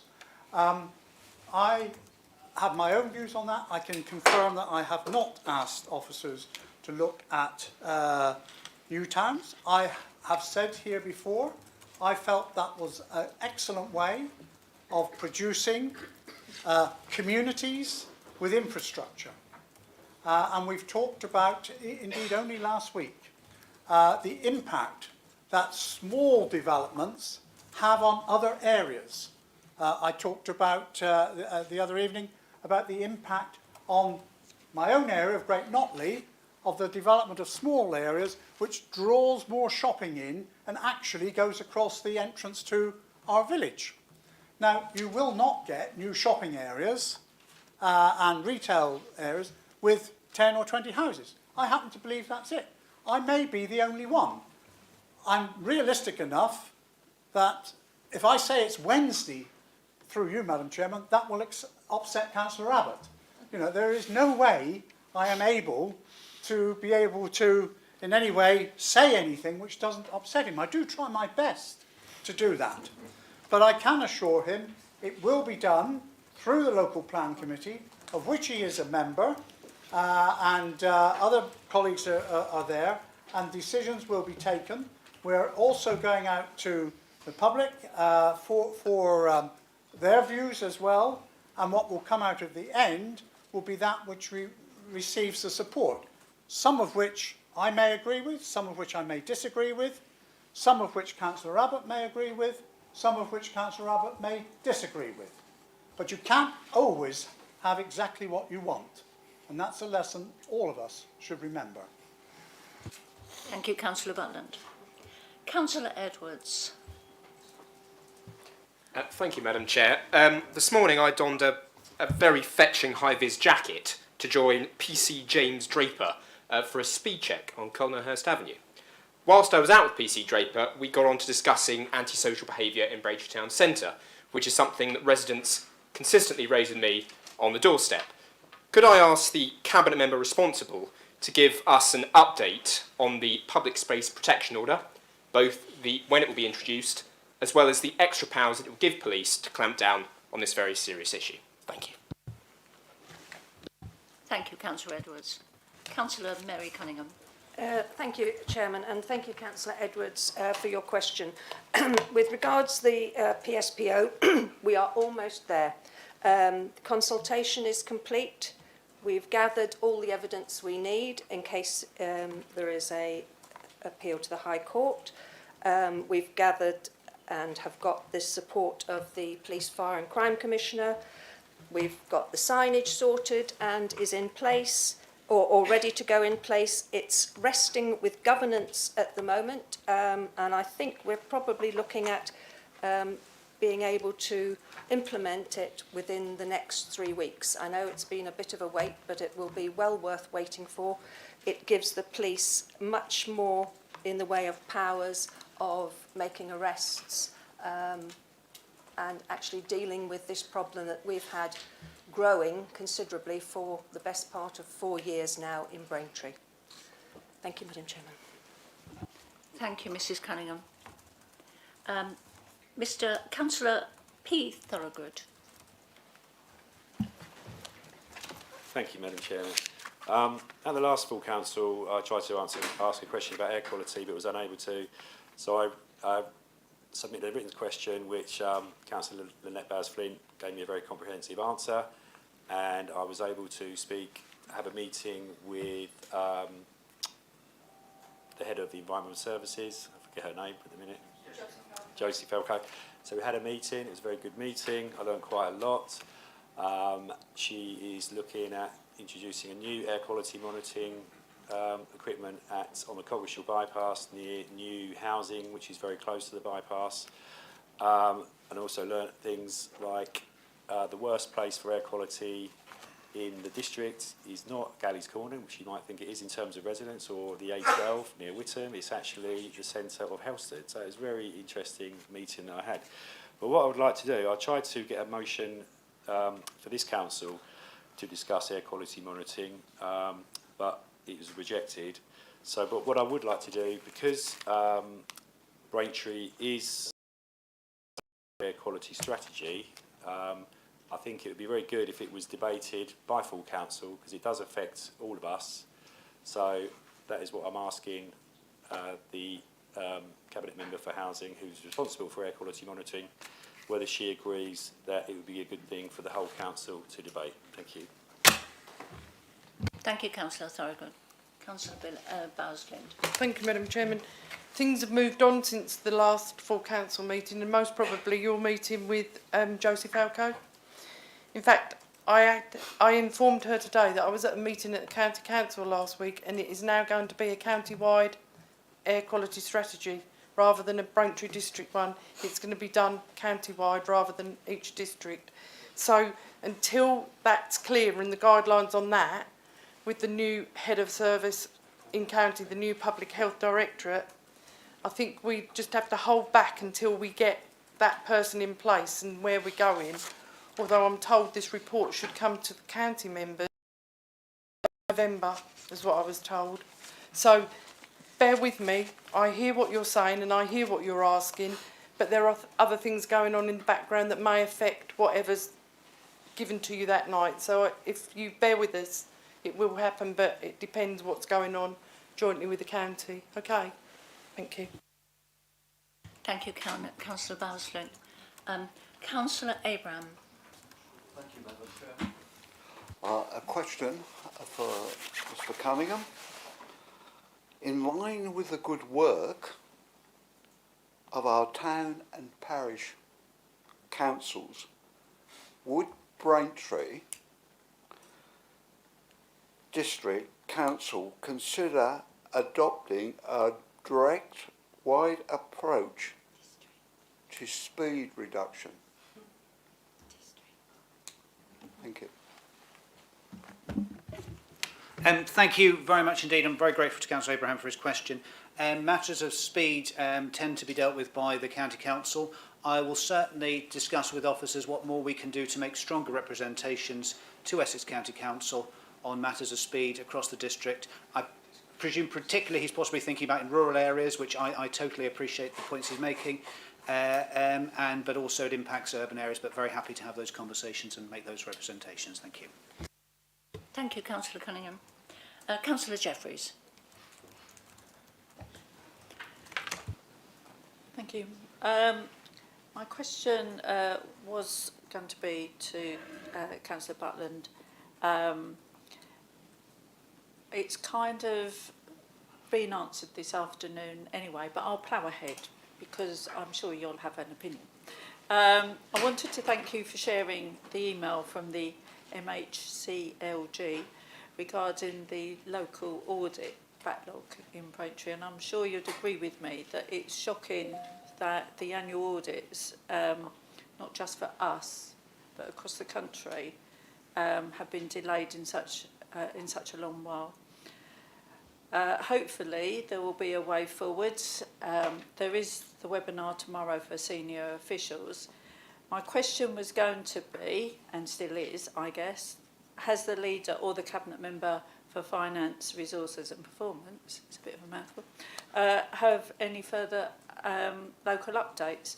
The update, if I can answer my own question, I guess, is that we've got a governance and audit meeting planned to discuss this, but I don't know if you've got any other opinions.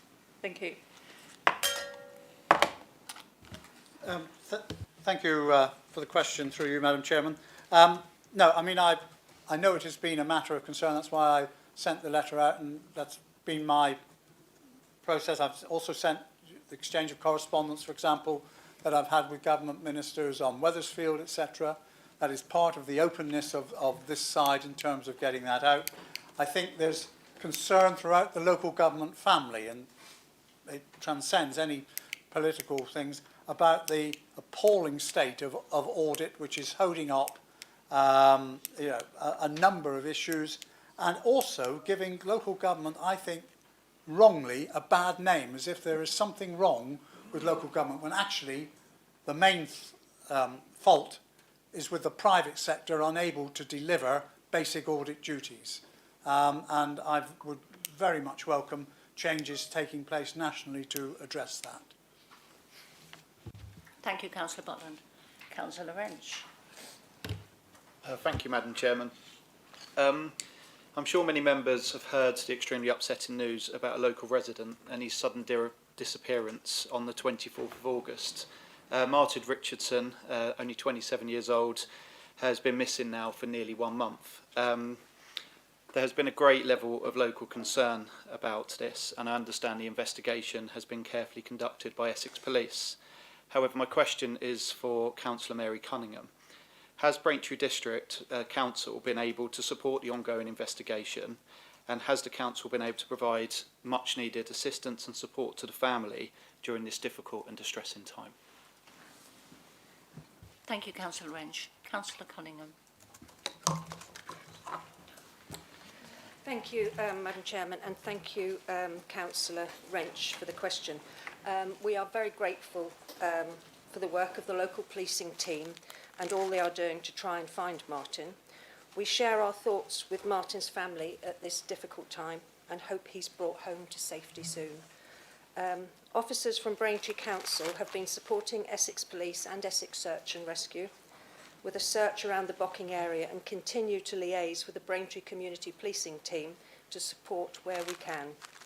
We're unable to comment further as it's an ongoing investigation. Essex Police are encouraging people to contact them if they have any information that can assist with this investigation. More information is available on their website. Thanks. Thank you, folks. Sorry about that. Thank you, Councillor Cunningham. Councillor Holland.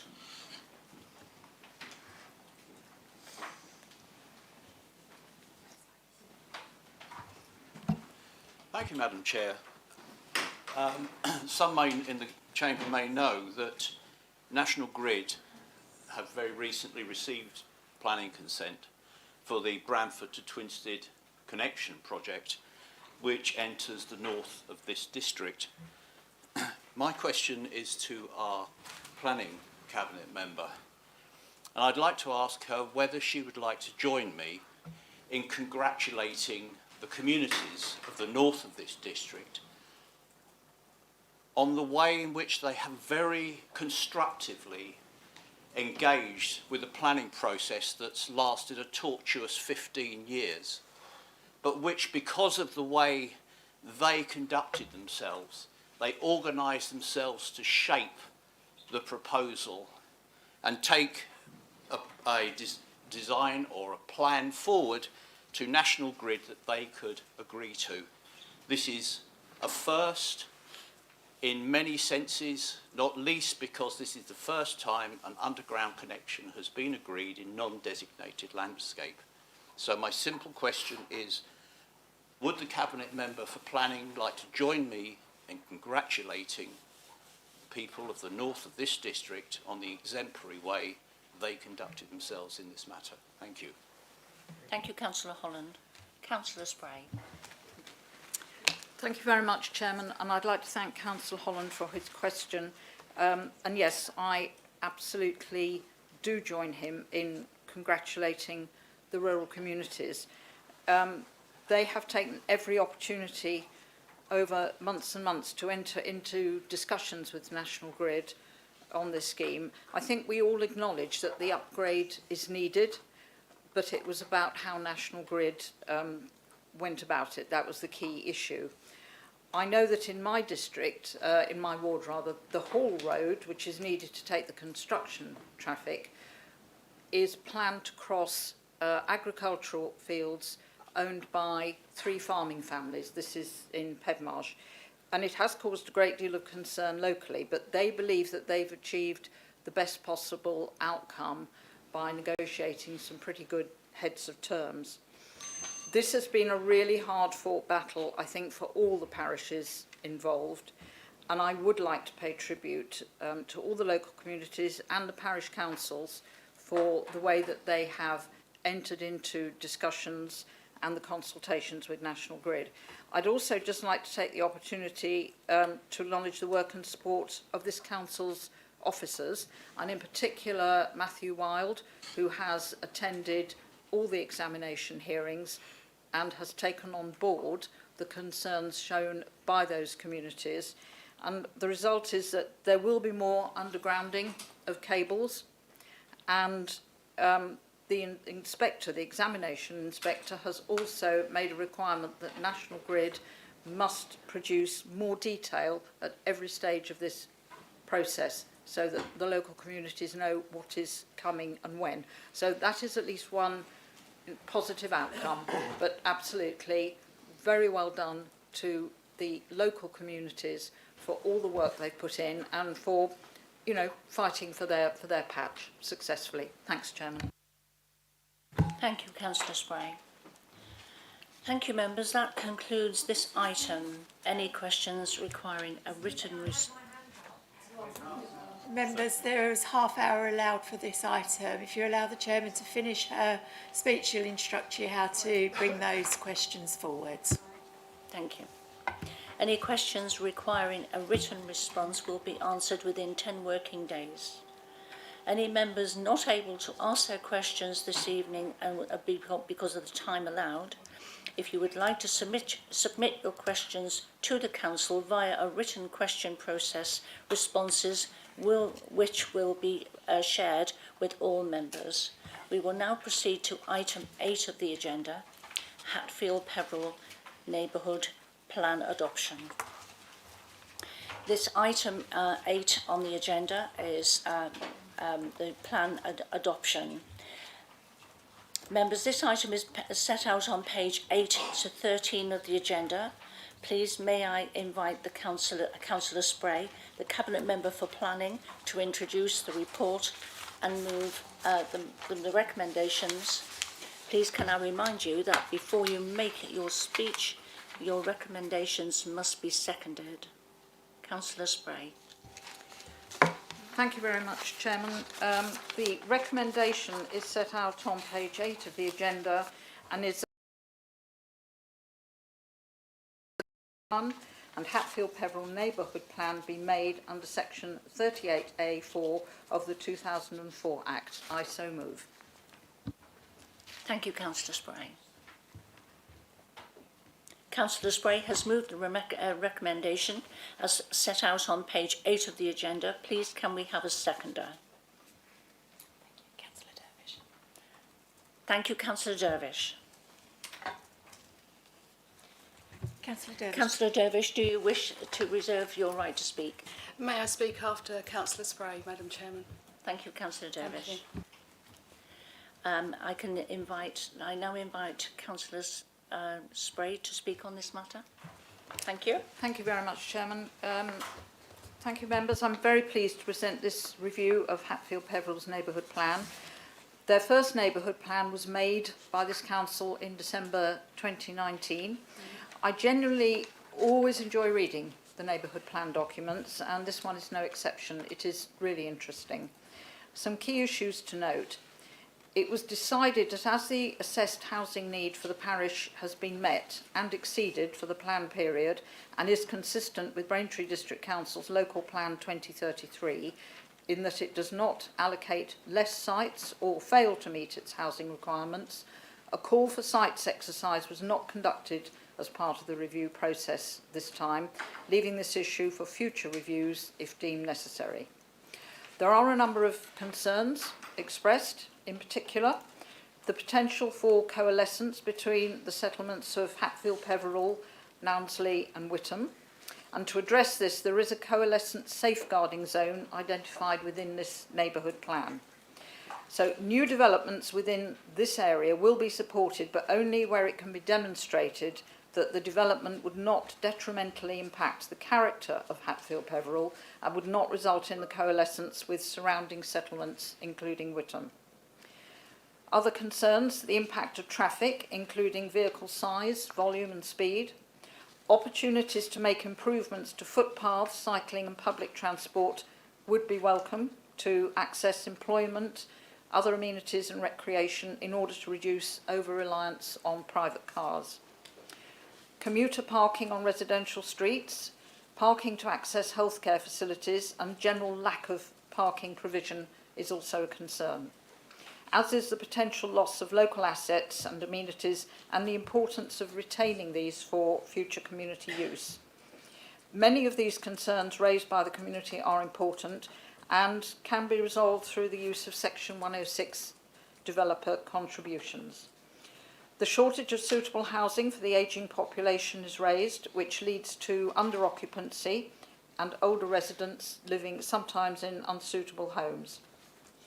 However, having said all of that, there is much to like, admire and celebrate about Hatfield Peveril, and this is evident throughout this excellent document. Hatfield Peveril is a historic village which, notwithstanding recent developments, maintains its rural character with views to the open countryside, and it has an abundance of attractive listed buildings and heritage assets. Following the consultation processes and the review by an independent examiner in December 2023, the plan proceeded to referendum. The importance to the residents of preserving Hatfield Peveril's character is demonstrated by the result of the referendum on the neighbourhood plan, and that was held recently on the 5th of September. Those in favour of adopting the neighbourhood plan totalled 87.6% of the votes cast and against 12.2%. I would like to pay tribute to the Parish Council, the Hatfield Peveril Neighbourhood Development Plan Group and the wider community for engaging in this process and putting in so much hard work. As I think most members will know, it's no small task to produce a fit-for-purpose neighbourhood plan. And if I may, Chairman, I'd just like to finish by reading out part of the vision statement contained on page 18 of the document. It's only a few lines. Hatfield Peveril in 2038 will be a place where people of any age are happy to live, with the ability to easily access facilities including health and well-being, education and employment. Sustainability will underpin decisions within the parish, with social, environmental and economic factors all being taken into account. The rural character and heritage of the village will be maintained, and coalescence with the surrounding settlements be prevented by protected open areas. Any new developments in a built environment will be integrated with the landscape and the existing housing. And I think, Chairman, that statement applies to many, if not all, of the villages within our district, as much as it does to Hatfield Peveril, but that's the one we're concerned with this evening. Very happy to support this, this neighbourhood plan, and very pleased to hear anybody else's comments. Thanks, Chair. Thank you, Councillor Spray. Councillor Dervish. Thank you, Madam Chairman, and thank you, Councillor Spray, for such a wonderful presentation and kind words regarding Hatfield Peveril. I'm pleased to see the Hatfield Peveril Neighbourhood Plan come to the full Council for approval and completely echo what Councillor Spray has highlighted. I would like to thank and commend Hatfield Peveril Parish Council's Neighbourhood Plan Advisory Group for all their hard work and their professionalism in putting this plan together, and for it to have been successful for its referendum. I've worked closely with the team and they really truly have worked so hard on this, so they've done so well. Having this plan in place will hopefully protect Hatfield Peveril from further speculative and unwanted development, and as the ward member for Hatfield Peveril, I am pleased to second this motion, and I do urge my colleagues to please support it. Thank you. Thank you, Councillor Dervish. Do any members wish to speak on this item? If so, please indicate by raising your hand, and keep your hand raised until you have been acknowledged.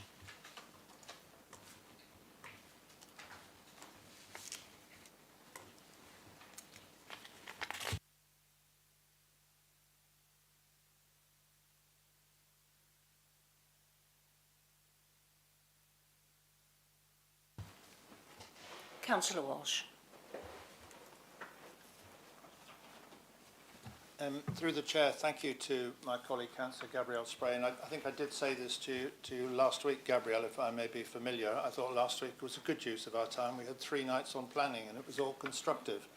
And I not exactly declare an interest, but I was a member of the Coggeshall Neighbourhood Plan. So I'm very pleased to see another neighbourhood plan coming forward. I think it's a very constructive and non-partisan part of the process.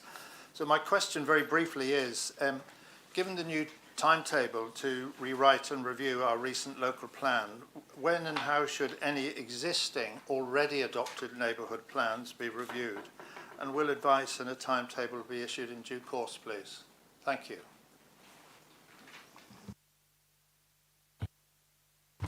Thank you, sir. Councillor Bowes-Flint.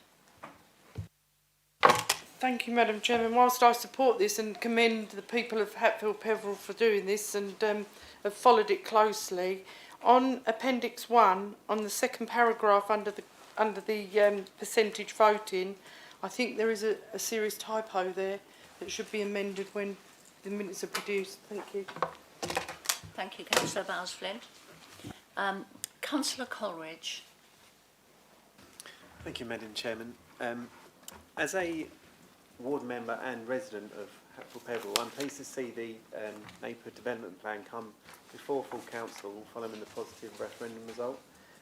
Firstly, I would say a big thank you to anyone who has contributed to the document. I appreciate some will put countless hours of their time in, and the quality of the finished document is a testament to that. When you read through the full plan, it strikes you how unique it is to the area. Sort of any neighbourhood plan is unique to the area that adopts it, and it constitutes hundreds of years of history and how it's shaped a community. There will be those who ask, what is the point? With the main argument for this, that it doesn't seem to stop speculative development. I would counter this response as the neighbourhood development plan serves as a framework for all future development and helps preserve conservation of an area. This plan gives a voice to residents and businesses as to how the community evolves by outlining policies for elements like housing, transportation, infrastructure and environmental protection. We shouldn't forget that this is a legal document that has to be considered as part of the planning process. I therefore am very pleased to support this item.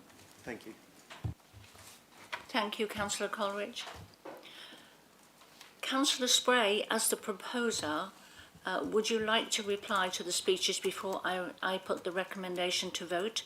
Please do not introduce any new matters. Thank you, Chairman.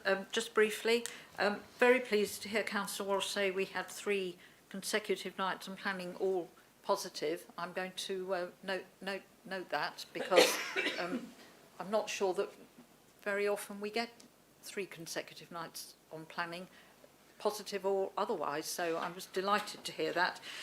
With regard to neighbourhood plans, there are a number of them at various stages at the moment. They can all continue exactly as they are, and there's no reason why they shouldn't do so. They will run alongside the review of the local plan that we are undertaking at the moment, and officers in the planning policy team will continue to stay in contact with the parishes and the wards where those neighbourhood plans are in progress, and we'll keep giving them advice on the various stages. So no need for any interruption to that process at all. Councillor Bowles-Flint, thank you for pointing out the typo. I will we'll make sure that something is done about that. And Councillor Coleridge, absolutely right. Neighbourhood plans do give a voice to residents, and their comments and the neighbourhood plans that have been made are taken into account when planning applications come forward for decision. It is very important that that hard work is recognised. Thank you, Chairman. Thank you, Councillor Spray. Thank you, members. The recommendation is set out on page 8 of the agenda, and it has been moved and seconded. All those in favour of the recommendations, please indicate.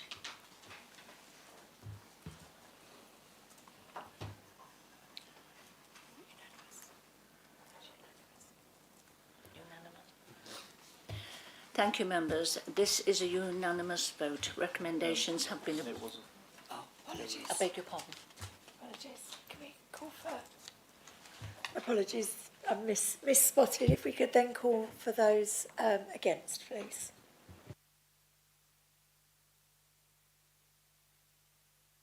Any abstentions? Grateful, Councillor Taylor.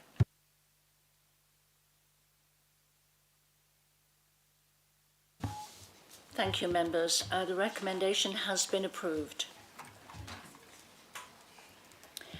We will now move on to agenda item number 9, the Treasurer Management Annual Report for 2023-2024. Thank you. This Treasury report will be the member. Beg your pardon. Item 9, the Treasurer members. I'm sorry. The members of this item is set out on pages 14 to 22 of the agenda.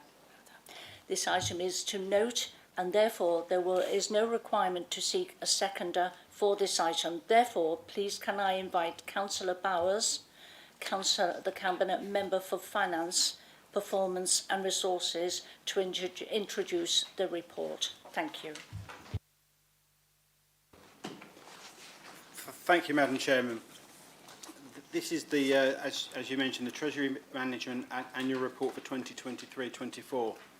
This report before you tonight is the 2023-24 financial year, which provides members with oversight of the Council's Treasury activities.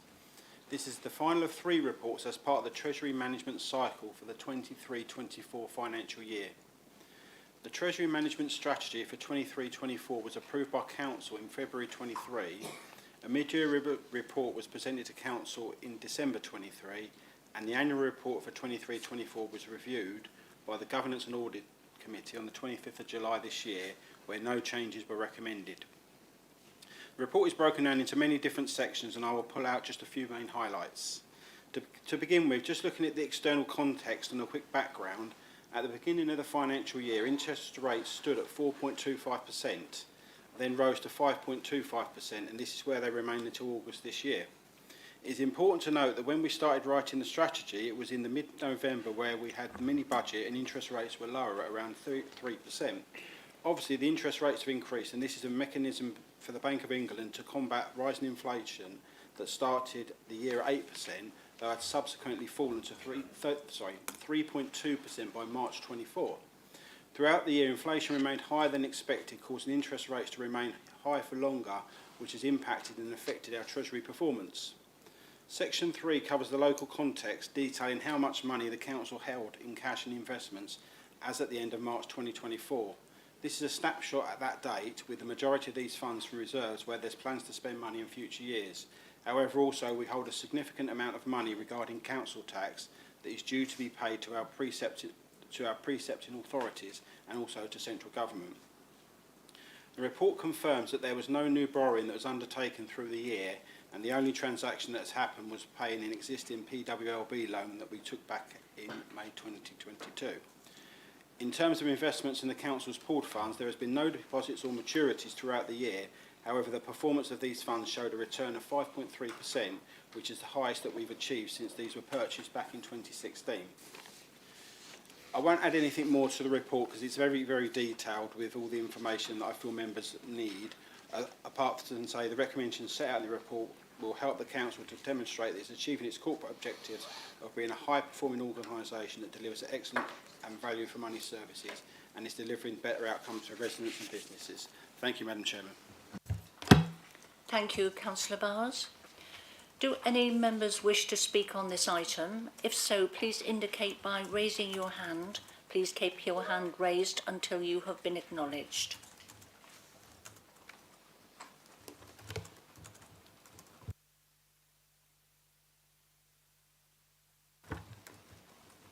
Councillor Abbott. Thank you, Madam Chairman. Within the Treasury Management Report, there are a number of investments and amounts tabled. Do any of these include Section 106 monies, and if so, how much? Thank you, Councillor Abbott. Councillor Edwards. Thank you very much, Madam Chair. Now, as the Vice Chair of the Governance and Audit Committee, I thought it would be appropriate for me to speak this evening on this item. Firstly, to thank officers for all of their very hard work in maintaining the Treasury, particularly Mark Jarvis, who isn't here this evening, but is absolutely key to that. I'd like to draw members' attention to a couple of key metrics which I think reflect how well run this Council's finances are. The rise in net cash investments from £41.3 to £50.9 million in a year, a decrease in borrowing with no new borrowing, and a reduction in financial lease liability. Without sound financial management, we cannot deliver the high quality public services that our residents rely upon. So I'd like to thank, as I say, officers as well as the administration for their sound financial management. More broadly on governance and audit matters, as was alluded to earlier, we have now new backstop dates that have been announced, and there is an additional meeting of the Governance and Audit Committee coming forward on that. Thank you very much, Madam Chair. Thank you, Councillor Edwards. Councillor Bowers, as the proposer, would you like to reply to the speeches before I put the recommendation to vote? Please do not introduce any new matters. Thank you, Madam Chairman. Yes, I welcome the comments from Councillor Edwards and support all the work that the Governance and Audit Committee do. Just in relation to Councillor Abbott's comments, my understanding is the Section 106 money is not included in any of the figures that are presented in this report. Thank you, Madam Chairman. Thank you, Councillor Bowers. Thank you, members. This report is to note. Therefore, members, please, by the way of a show of hands, can you confirm that this report has been noted? Yes. Thank you, members. We will now deal with the agenda item number 10, notification of change of date for full council for February 2025. The 17th of February 2025. Members are requested to note the date for the meeting for the full council scheduled for Monday the 17th of February 2025. It's been scheduled for Monday the 24th of February at 2025 at 7:15. So the date has changed from the 17th of February to the 24th of February. The business currently scheduled for this meeting includes the council budget, the council tax for 25-26, and the medium-term financial strategy for 2025 to 26, and to 2028 to 2029. The council website and published timetable of meetings will be updated to reflect the change. Do any members wish to speak on this item? If so, please indicate by raising your hand.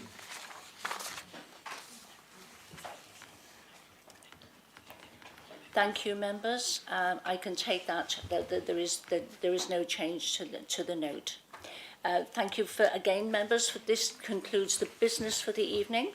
Thanks for your attendance and your participation and your patience at this evening's meeting, and to those watching on the Council's YouTube channel. The recording of this meeting will be published on the Council's YouTube channel as soon as possible. I will formally close the meeting of this full Council at 9:29. Thank you.